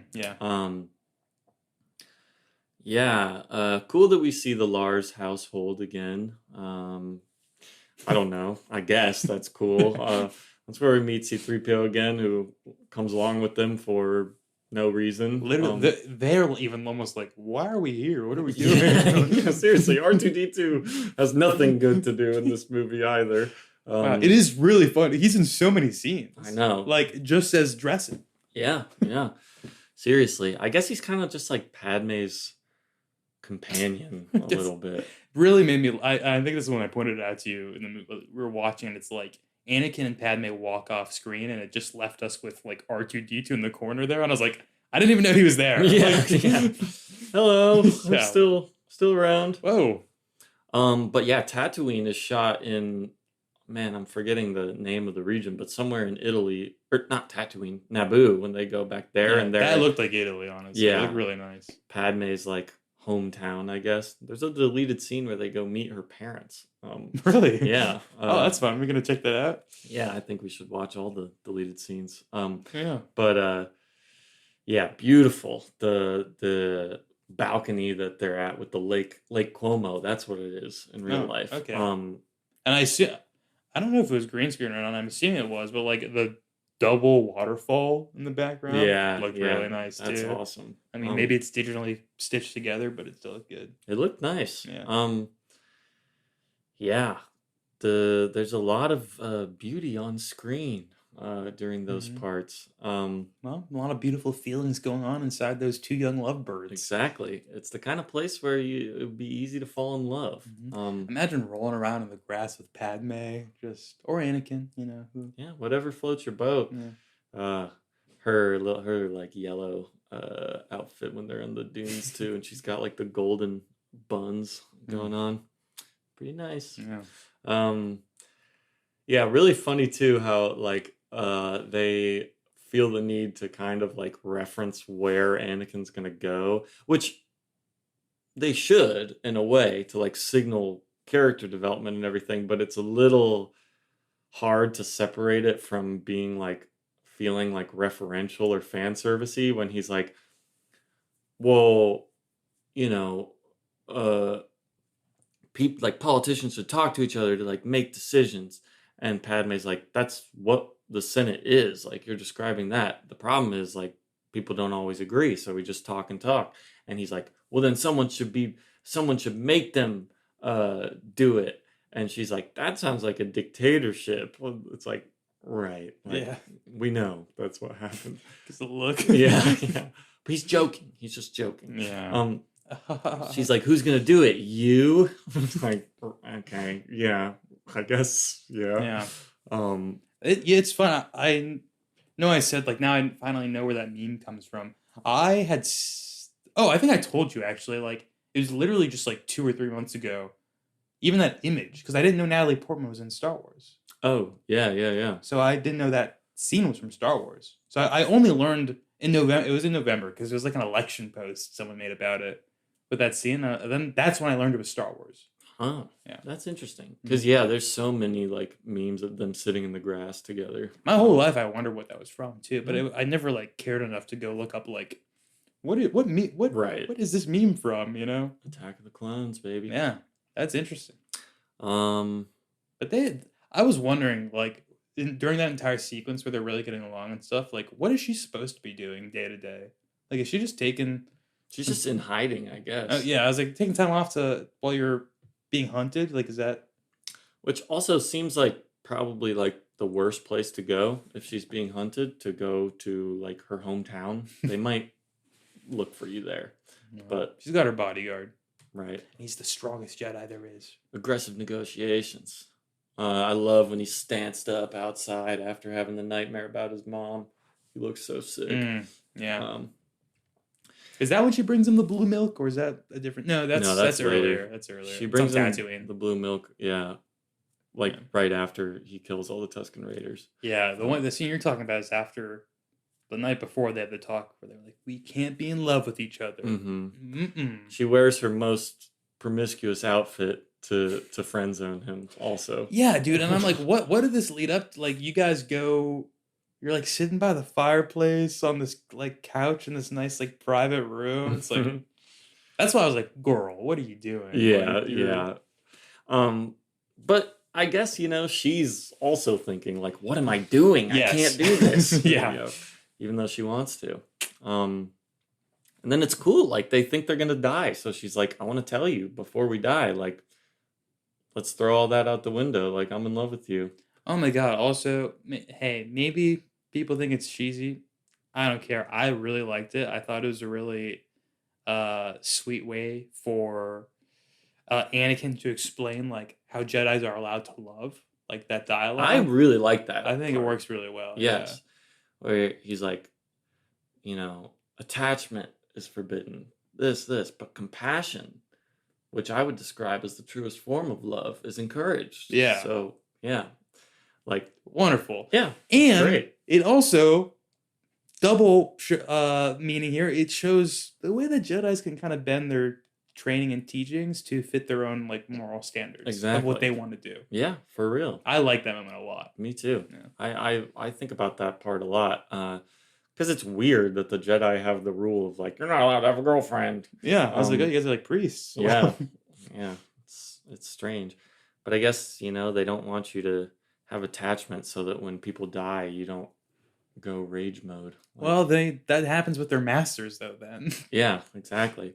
I mean, Obi-Wan went rage mode on Darth Maul after yeah, he killed Qui-Gon. and you're always gonna have relationships that people you care about. Of It'd be bad course. if you were a Jedi and didn't care about anyone. Well, that's kind of the whole like thing with like Mace Windu and Yoda. They come across as like sociopaths because they seem to not care about individuals and Yeah, care about but Yoda as a kid though, Baby Yoda.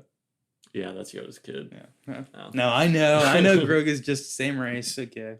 Yeah. Oh, what was I gonna say? Oh, I love the moment where they go out into the Coliseum together on like that little chariot, like Yeah. right after they kiss, and the music, and then like it goes out and like kind of washes out with all the light, and then the crowd like is cheering as the music's going and everything. I'm like, wow, that's really nice. Yeah. It's a great moment. Pretty awesome. Then a lot of puns start happening. So they meet up with Obi-Wan and whatever. Anakin's like, "What about Padme?" Obi-Wan's like, "She seems to be on top of things." She's Yeah. climbing on top of her pole that she's chained up to. Yeah. I also think it's very funny, by the way, like as they're literally leading her to tie her to that pole, she I guess she probably stored a hairpin in her mouth or something. Something. She just like takes it out in front of this whole crowd and like all the guards there and like is going to work picking the lock. I know. Weird assassination method or execution method, sorry. Like, Yes, I was thinking that too. If I was going to do a little work for the movie, maybe you could throw in a thing there where like Poggle the Lesser is like, no, like they're on Geonosian land. Like this is how we deal with stuff here. And Count Dooku's like, well, we could just kill them like so easily. And then he's like, hey, if you want me to be a part of this, like you're going to respect our customs and culture and everything. And we're going to do it this way. yeah, that would be That's cool. kind of like how it's working in my head. But Yeah, make it like a cultural like execution thing. Like Yeah. this is how we do it, or like these are like our patron animals, so we sacrifice to these like for executions or something like that. Exactly. If you want me to be a part of your thing, you're gonna respect my customs or whatever. Which still cool to see them though. Yeah. I mean, those are cool alien designs, Mhm. and it's a pretty well done fight, even though some of the CGI is a little dated and everything. But And only a couple things got an audible reaction from me in this movie. One of them was Padme getting slashed. yeah, it's gnarly. Yeah. There's blood. And you kind of, I mean, you low-key don't expect these characters to take too many like big hits like that, you know? Yeah. Usually it's like in the end scene, someone will get like something chopped off maybe, Right. or just die. But like just getting like a brutal slash like that, we don't see that often. I know. And then she rolls in the sand, all the sand getting up in her wound. Oh yeah. Um.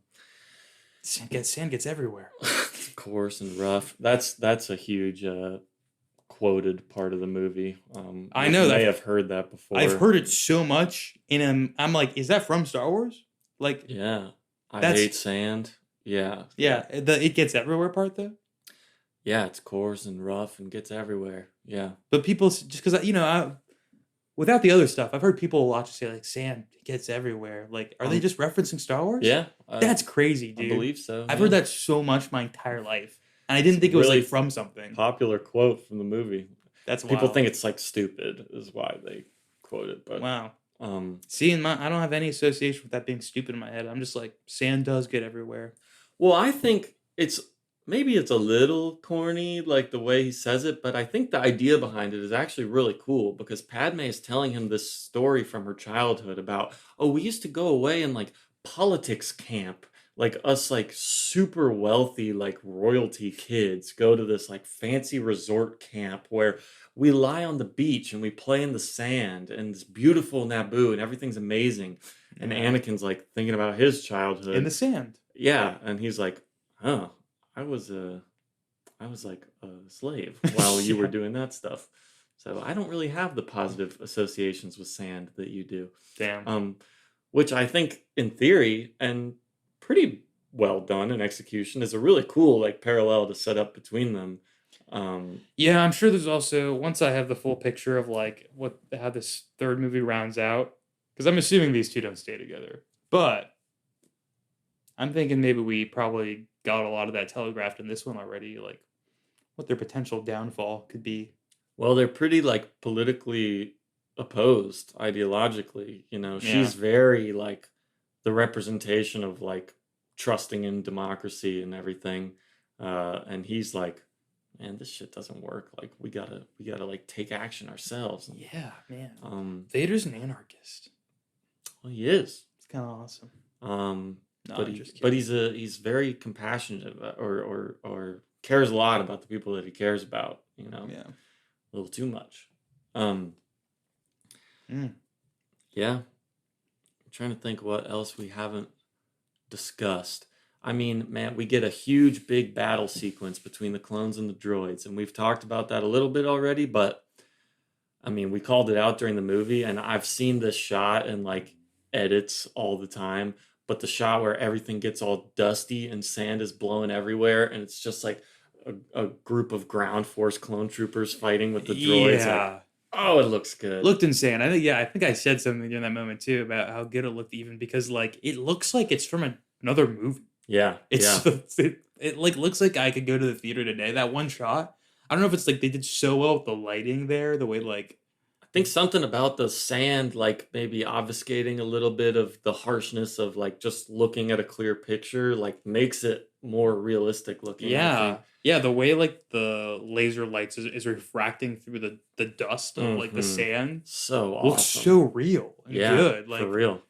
beautiful. The colors look nice. Oh, really good. The clones, I mean, we talked about this. The clones don't get fleshed out on a personality level really at all in this movie. Yeah. Uh, but their design is incredible and they look great. And then you've got the variants with like the yellow stripes and then like the red painting on the helmets. Like, Yeah, man, the accent they marks look wonderful. I thought that so looked so cool. cool. I mean, you can understand why like people our age are like obsessed with the clone troopers and like the variants of the clone trooper designs and everything. Yeah. Like Now let me ask though. So were they CGI or were they actually people in suits? a Because lot of it's I was gonna CGI. say a couple of the up close shots looked CGI to me, Yeah. which was a little weird. I was like, why wouldn't you just use people in suits? But I guess because there's so many that they were just duplicating, they probably just figured it'd be easier. I guess. I'm sure there are some like practical suits in Yeah. some shots, but a lot of it is CG, yeah. And I mean,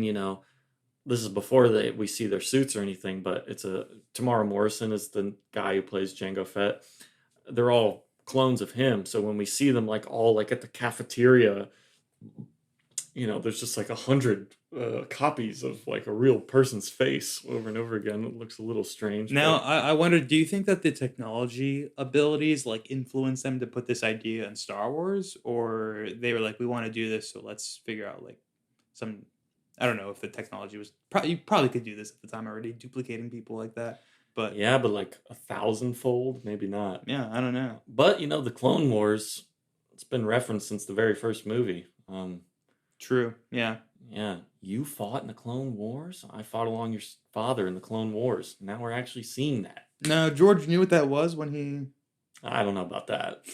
I don't think so. But it was. He knew he wanted to explore it because it was always off limits in the other books. You were only Yeah. allowed to like vaguely reference the Clone Wars. I guess he probably had some idea of what it was going to be. Yeah, yeah. Hmm. Um, but originally, it seems to be like the Jedi are fighting against the clones in most references to it before now. Uh, yeah. And that like the clones were the bad guys. But they're not. They're awesome. Oh. The clones are sick. I like the clones. And I'd be a clone. I'd sign up to be a clone.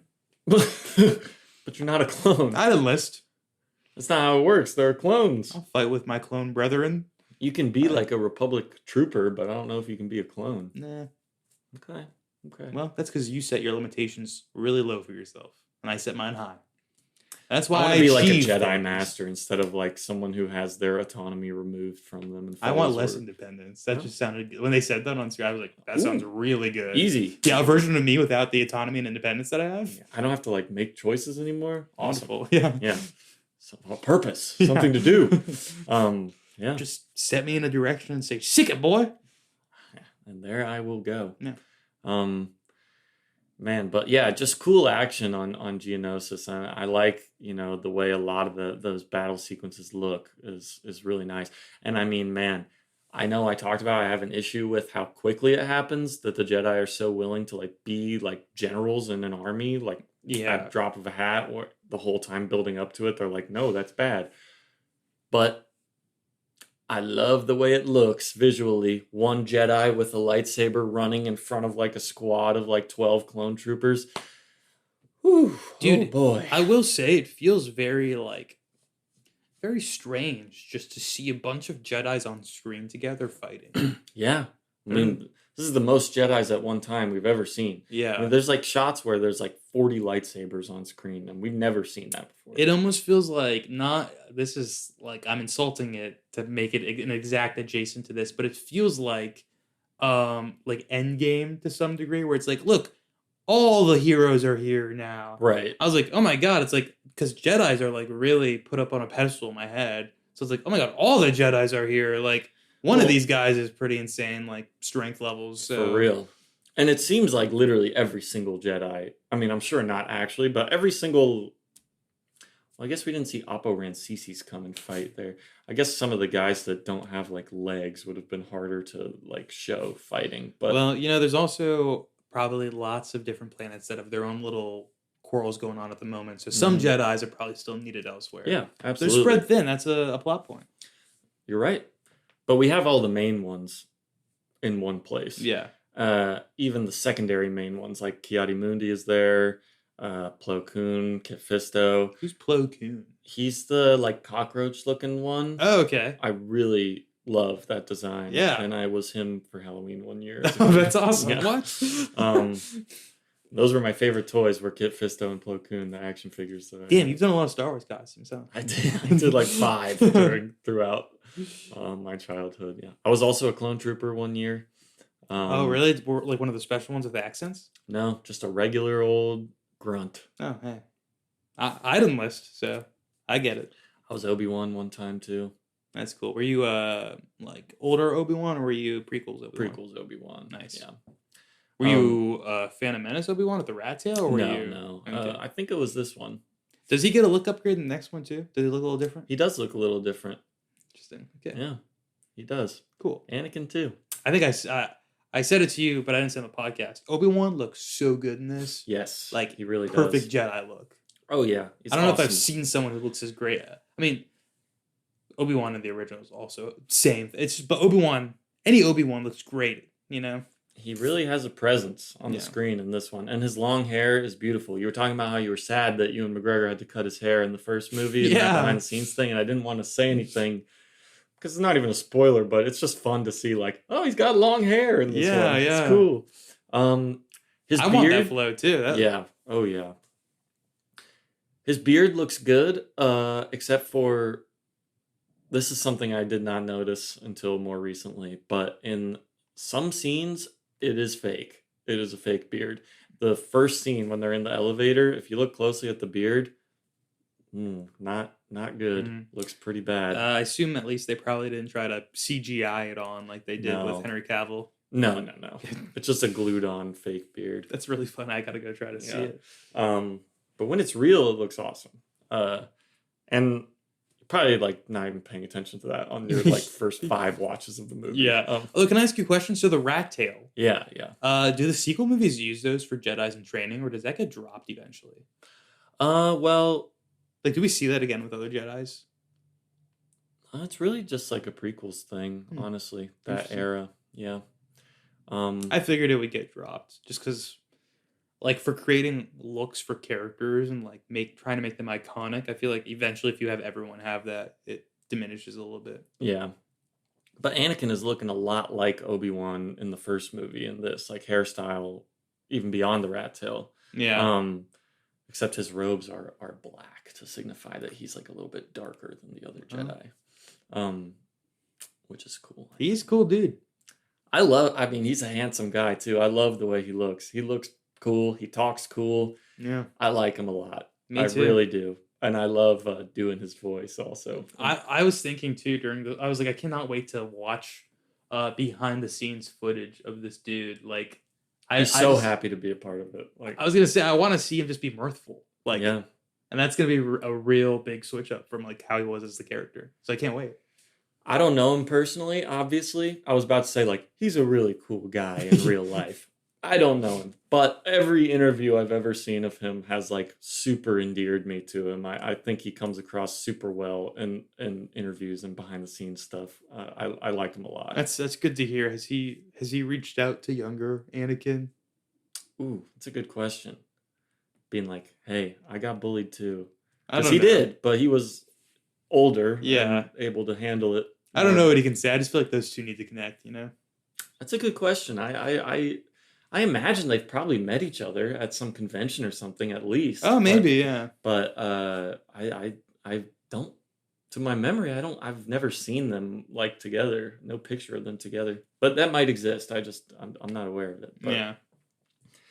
But you're right. He should reach out. Well, it's too late now. Well, but... yeah.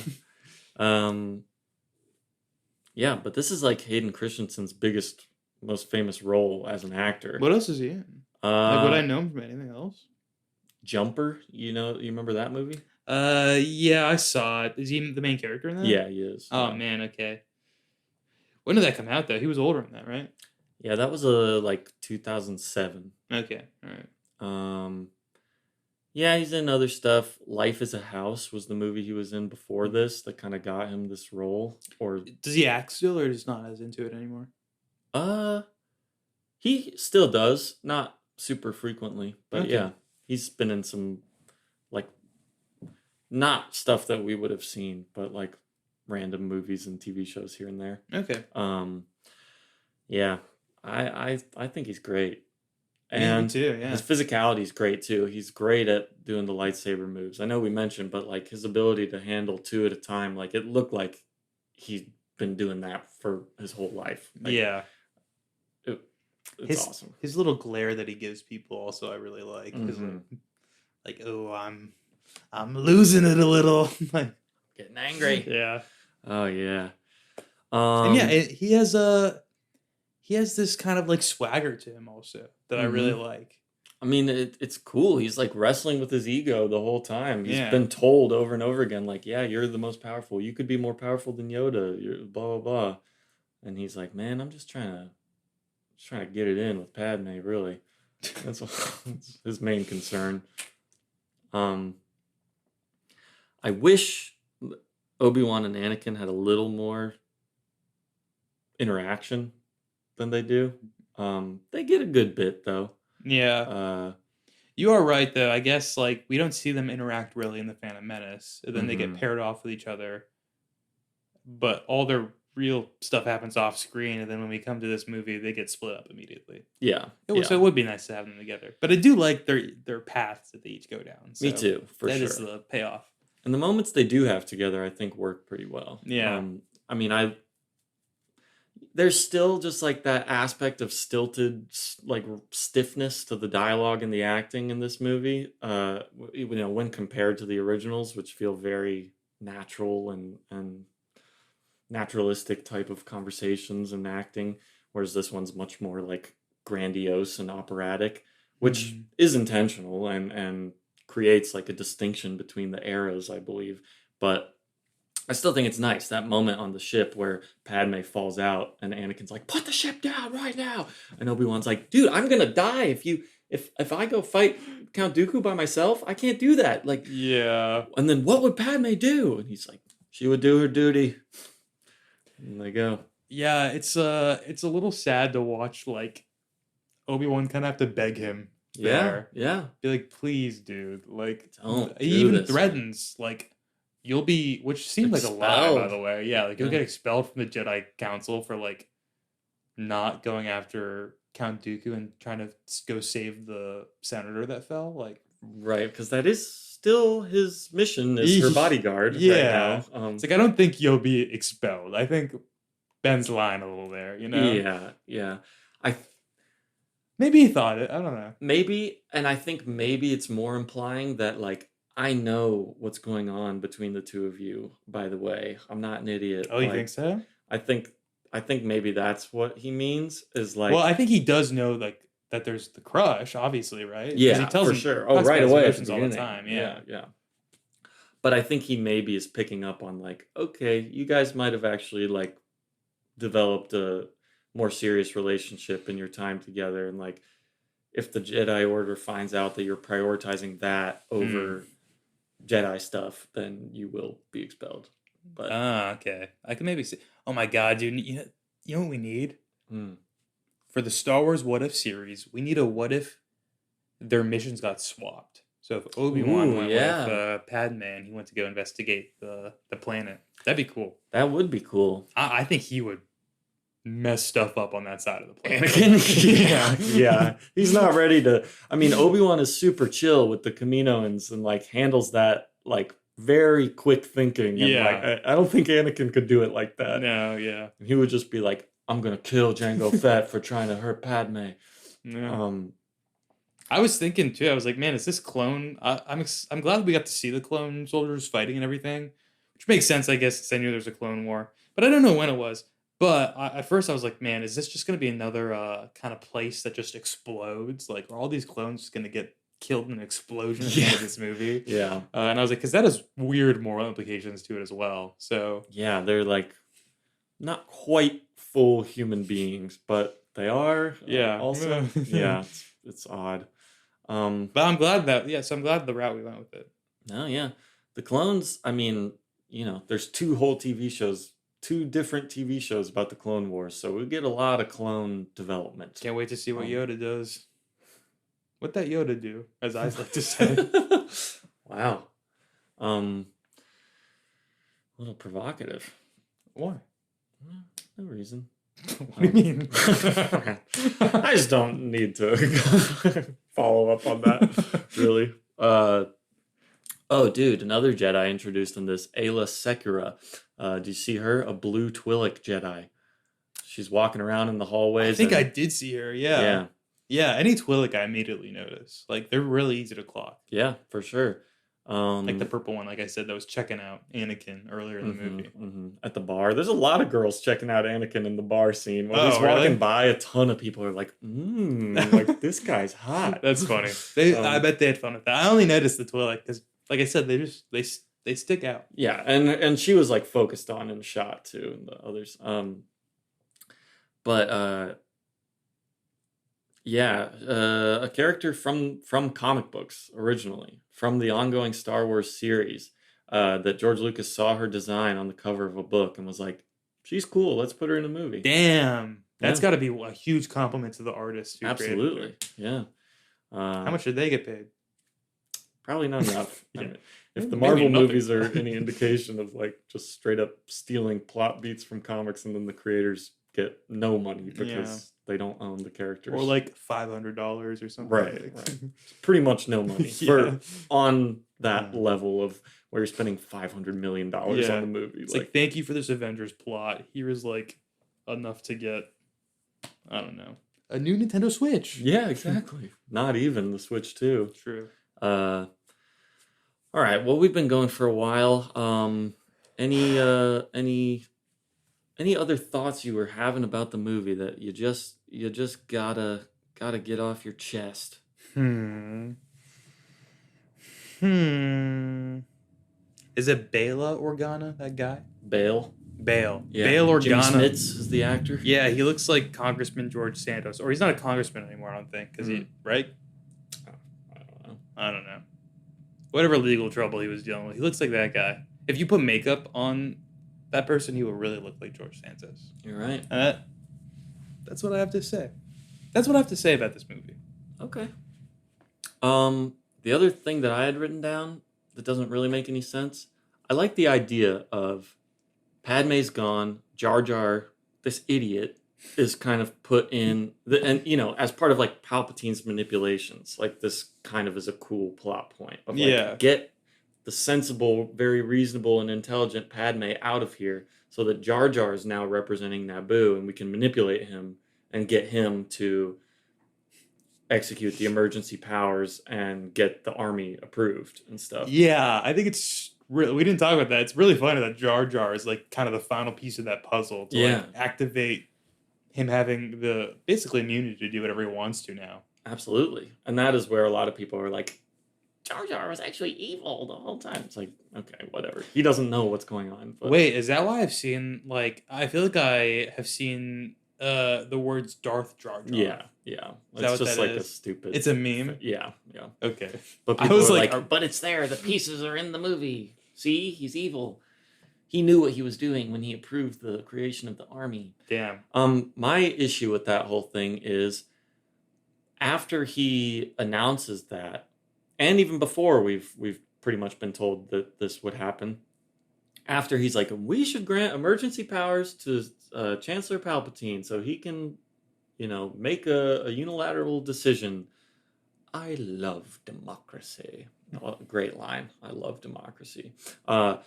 But after he announces that, all these other species and presumably other Senate representatives cheer and Yeah. approve. So why did you need Jar Jar to do that? Couldn't any senator that is... Oh, I mean, and we've already established, like Dooku says it and stuff, like, yeah, Palpatine, well, not, you don't know it's Palpatine, but he's saying this Sith Lord Darth Sidious has control over all these senators. Like, why did they need Jar Jar for that? Yeah, I wasn't quite sure how their system even works Yeah, it's because a little wonky, but yeah, like if that's, I mean, say that's just like I don't know a law basically that they were trying to pass.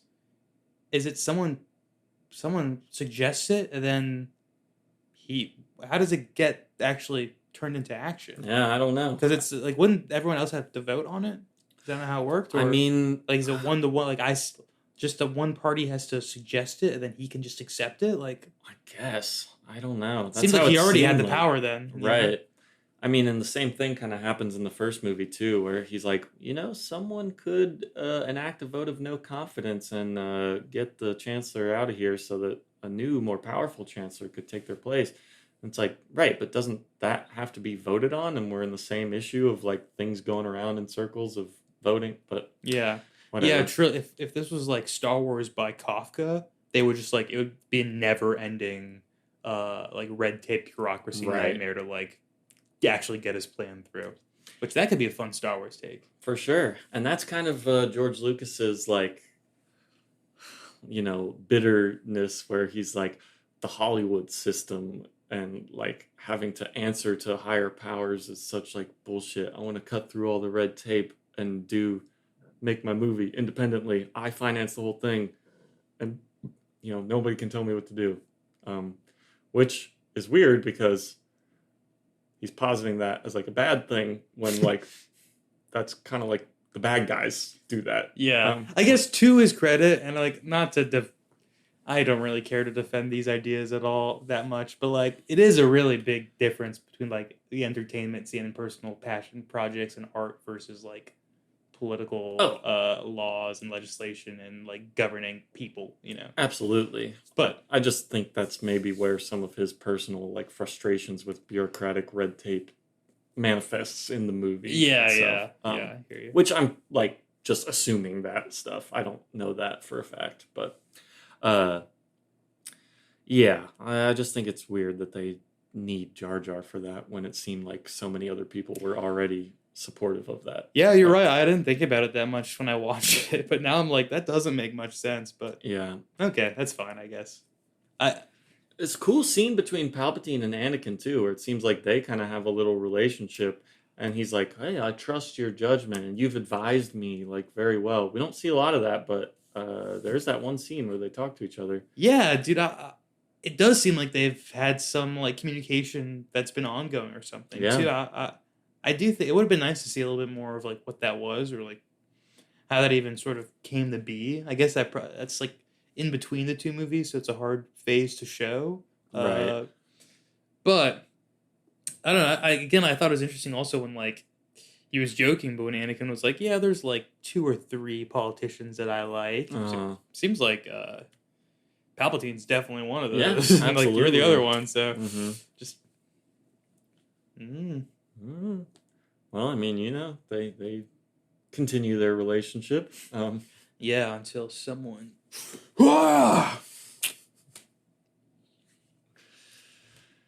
Pretty awesome. Yeah, Trying to think if can't there's. wait to get back there. We're gonna watch the originals again after we finish these, right? Hey, I mean, you can watch them whenever you I feel want. like we kind of have to like go in the order now. Yeah. I have to do that. I mean, if you don't want to do that, it's fine. But I have to do that at least once. Like, Oh, just go straight through. Sure. I'm totally down to Okay, do that. all right. Yeah. Yeah. Sorry, I know you're probably all Star Wars out and don't want to watch any more Star Wars. Yeah, with I me, hate too. watching them. I definitely don't watch them multiple times a year. And, I get sick of them. So Yeah. no, I could watch that. I could watch any of them right now and be happy with it. You may do what I do too, because I think a lot of people do. Is where you also just like you have a movie you like, and just a few times a year, you'll go on YouTube and spend like an hour just watching clips from the movie. Like, Definitely as a kid, I would watch like the lightsaber fights over and over again all Yeah. the time. And just whole battle sequences, not just lightsaber fights. But yeah, I'm always looking up scenes from like things I liked. I'm just like, I just want to see that again today. yeah, Like, absolutely. Extended into like my love of just martial arts movies and then rewatching like specific fights from those over and over again. That was a little later after my Star Wars love, but yeah. uh yeah, trying to think if there's anything else. Begun the Clone Wars have, says Yoda. He's already calling them the Clone Wars. I guess Yoda is who made up He the coined that name, the phrase. Clone Wars. Yeah. A little strange, but Don't got to be best, got to be the first though. So he had to get it Exactly. out there. Someone could have called it something else. It would have been real bad. hmm but we knew it had to be called the Clone Wars. That was in the first movie, so Yeah. that's locked in. Yeah. So yeah, we're leaving our characters at a very interesting time. War has broken out. Palpatine is now the leader of 2 opposing factions. Obi-Wan somehow thinks they got a victory here. Yeah, bro. Like- I guess he just means like we lived, but it's like, bro, a lot of Jedi did die there. Yeah. So, There's literally a shot of you, which I appreciated, like checking on one of the dead Yeah, eyes. yeah. Or dead eyes. the dead eyes. The That's dead cool. Jedis. Yeah, I like that too. It shows like, oh, he cares about people. Yeah. Like, yeah. It's like a quick little moment. But that's essential. Way better than just having him standing there for like the scene. Which so. all the other ones seem to do. Yeah. They don't really seem to give a shit about all their friends getting murdered, but Yeah. whatever. Yeah, and now we're in the Clone Wars. So next episode we will be watching the Clone Wars 2D micro series. Oh. Um, I thought we were. Sorry, I thought the next one was Revenge of the. no, one more. Okay, all right. But this came out in between this movie and Revenge of the Sith. Gotcha. So it makes sense timeline wise to do this. We're doing that next Friday? No, sorry, not this one, but the Revenge of the Sith next Friday? Yeah, the 25th. All right, see you guys there. Yeah, hell yeah. Yeah, so like 2 weeks from yesterday. Oh, okay, so not next Friday. Yeah. Wait, yeah, okay. Yeah, I guess I didn't know if you meant like the upcoming Friday is this Friday, and then there's next Friday. Okay, sorry. But yeah, I love this Clone Wars show that we're about to watch. I love both of the Clone Wars shows. But Tell you the truth, I wasn't like... I felt indifferent about it. Now I'm a little excited to watch it. Now I'm like, do we have something going here with this Clone Wars stuff? Clones, kind of a red flag for me when it comes to media, but that's because I come from comic books, really. yeah. And they're usually not the best there. But the clones are cool in Star Wars, man, I think. Okay. I love the clones. All right, I'm into it so far. Yeah. And they did, like we said, their personality is almost nothing in this movie. But I think they're awesome. But I'm excited to watch that micro series with you because it's freaking badass. Yeah, man. It's me too. awesome. And then next after that will be Revenge of the Sith, finishing up the prequels. Oh my god! And then I'm a bigger Star Wars fan than most people who know Star Wars. Yeah, I would say Because I've consumed probably more Star Wars material. Well, I've already probably at this point, but I've consumed the main objectives for Star Wars material and all the extracurriculars. Yeah, yeah. I would say the other like most popular things would be like the Disney Plus shows and the Clone Wars, like the second Clone Wars show. Damn it, I kind of forgot about that stuff. Uh, I think I'll still be able to flex on some folks though. yeah, no, I think so too. Yeah. But man, like people are obsessed with the second Clone Wars show, and myself too. I love it. I've heard it's great. Yeah. My whole life. And I know there's a cool maybe like Sith droid in there that's got multiple. Is it like General Sivius or something? I don't know what you're talking about. All right. We'll meet him soon. Oh, We'll meet him soon. Oh, Yeah. okay, all right. Is he as cool as he looks? Because he looks really cool. I don't want to say if he's as cool as he looks. You gotta figure. Fine, you gotta find dude. out. You gotta find out. Dude starts a Star Wars podcast to talk Star Wars with me and won't talk Star Wars with me when I ask Star Wars questions. Yeah, stuff we haven't seen Make yet. it make sense. Anything else? Should we? Am I allowed to ask other questions? No, nothing else. This was fun though. I liked watching this one. Yeah, it's a good movie. Yeah. I think it's really cool. I'm really interested in hearing what people have to say about it after the fact and like talking to people I know about it too. Yeah. I mean, like I said, I think the main thing people don't like is Anakin and Padme's like dialogue with each other. Yeah. Get no big over deal. it. Yeah. It's beautiful. Shakespearean, as you said. I know. That's what I was thinking when he's like, oh, I'm haunted by the kiss you should have never given me. It's like, man, he's trying to just make it like this melodramatic, larger than life thing. Yeah. With like, yeah. But also, come on. Everyone out there, if someone's looked you in your eyes and said something like that to you, is your heart not going to melt a little bit? Did you like when he used the force to slice a pear for her and give it to her? Well, it looked like a pear, didn't it? Yeah. One might think it was a pear. It was not a pear. No, you're right. You could tell from the inside when it was cut up. Yes, you're right. It's some Naboo fruit Yeah. that I'm sure is named and that we could figure out what it's called. I liked it, but Obi-Wan wouldn't like that. He'd be grumpy at that. Yeah. This would make Obi-Wan very grumpy. They giggle with each other about Obi-Wan's grumpiness. His moods. He doesn't like when I use the Force for frivolous things like fruit cutting. Yeah. Like Fruit Ninja. Oh. All right. More Fruit Ninja to come. I hope so. Not really, I don't think. But yeah, thanks for talking clones with me. Yeah, thanks for joining me on this episode. Of course, dude. I'm always happy to guest if you want. Yeah. More clones to come. More clones to come. And we'll see you guys next time.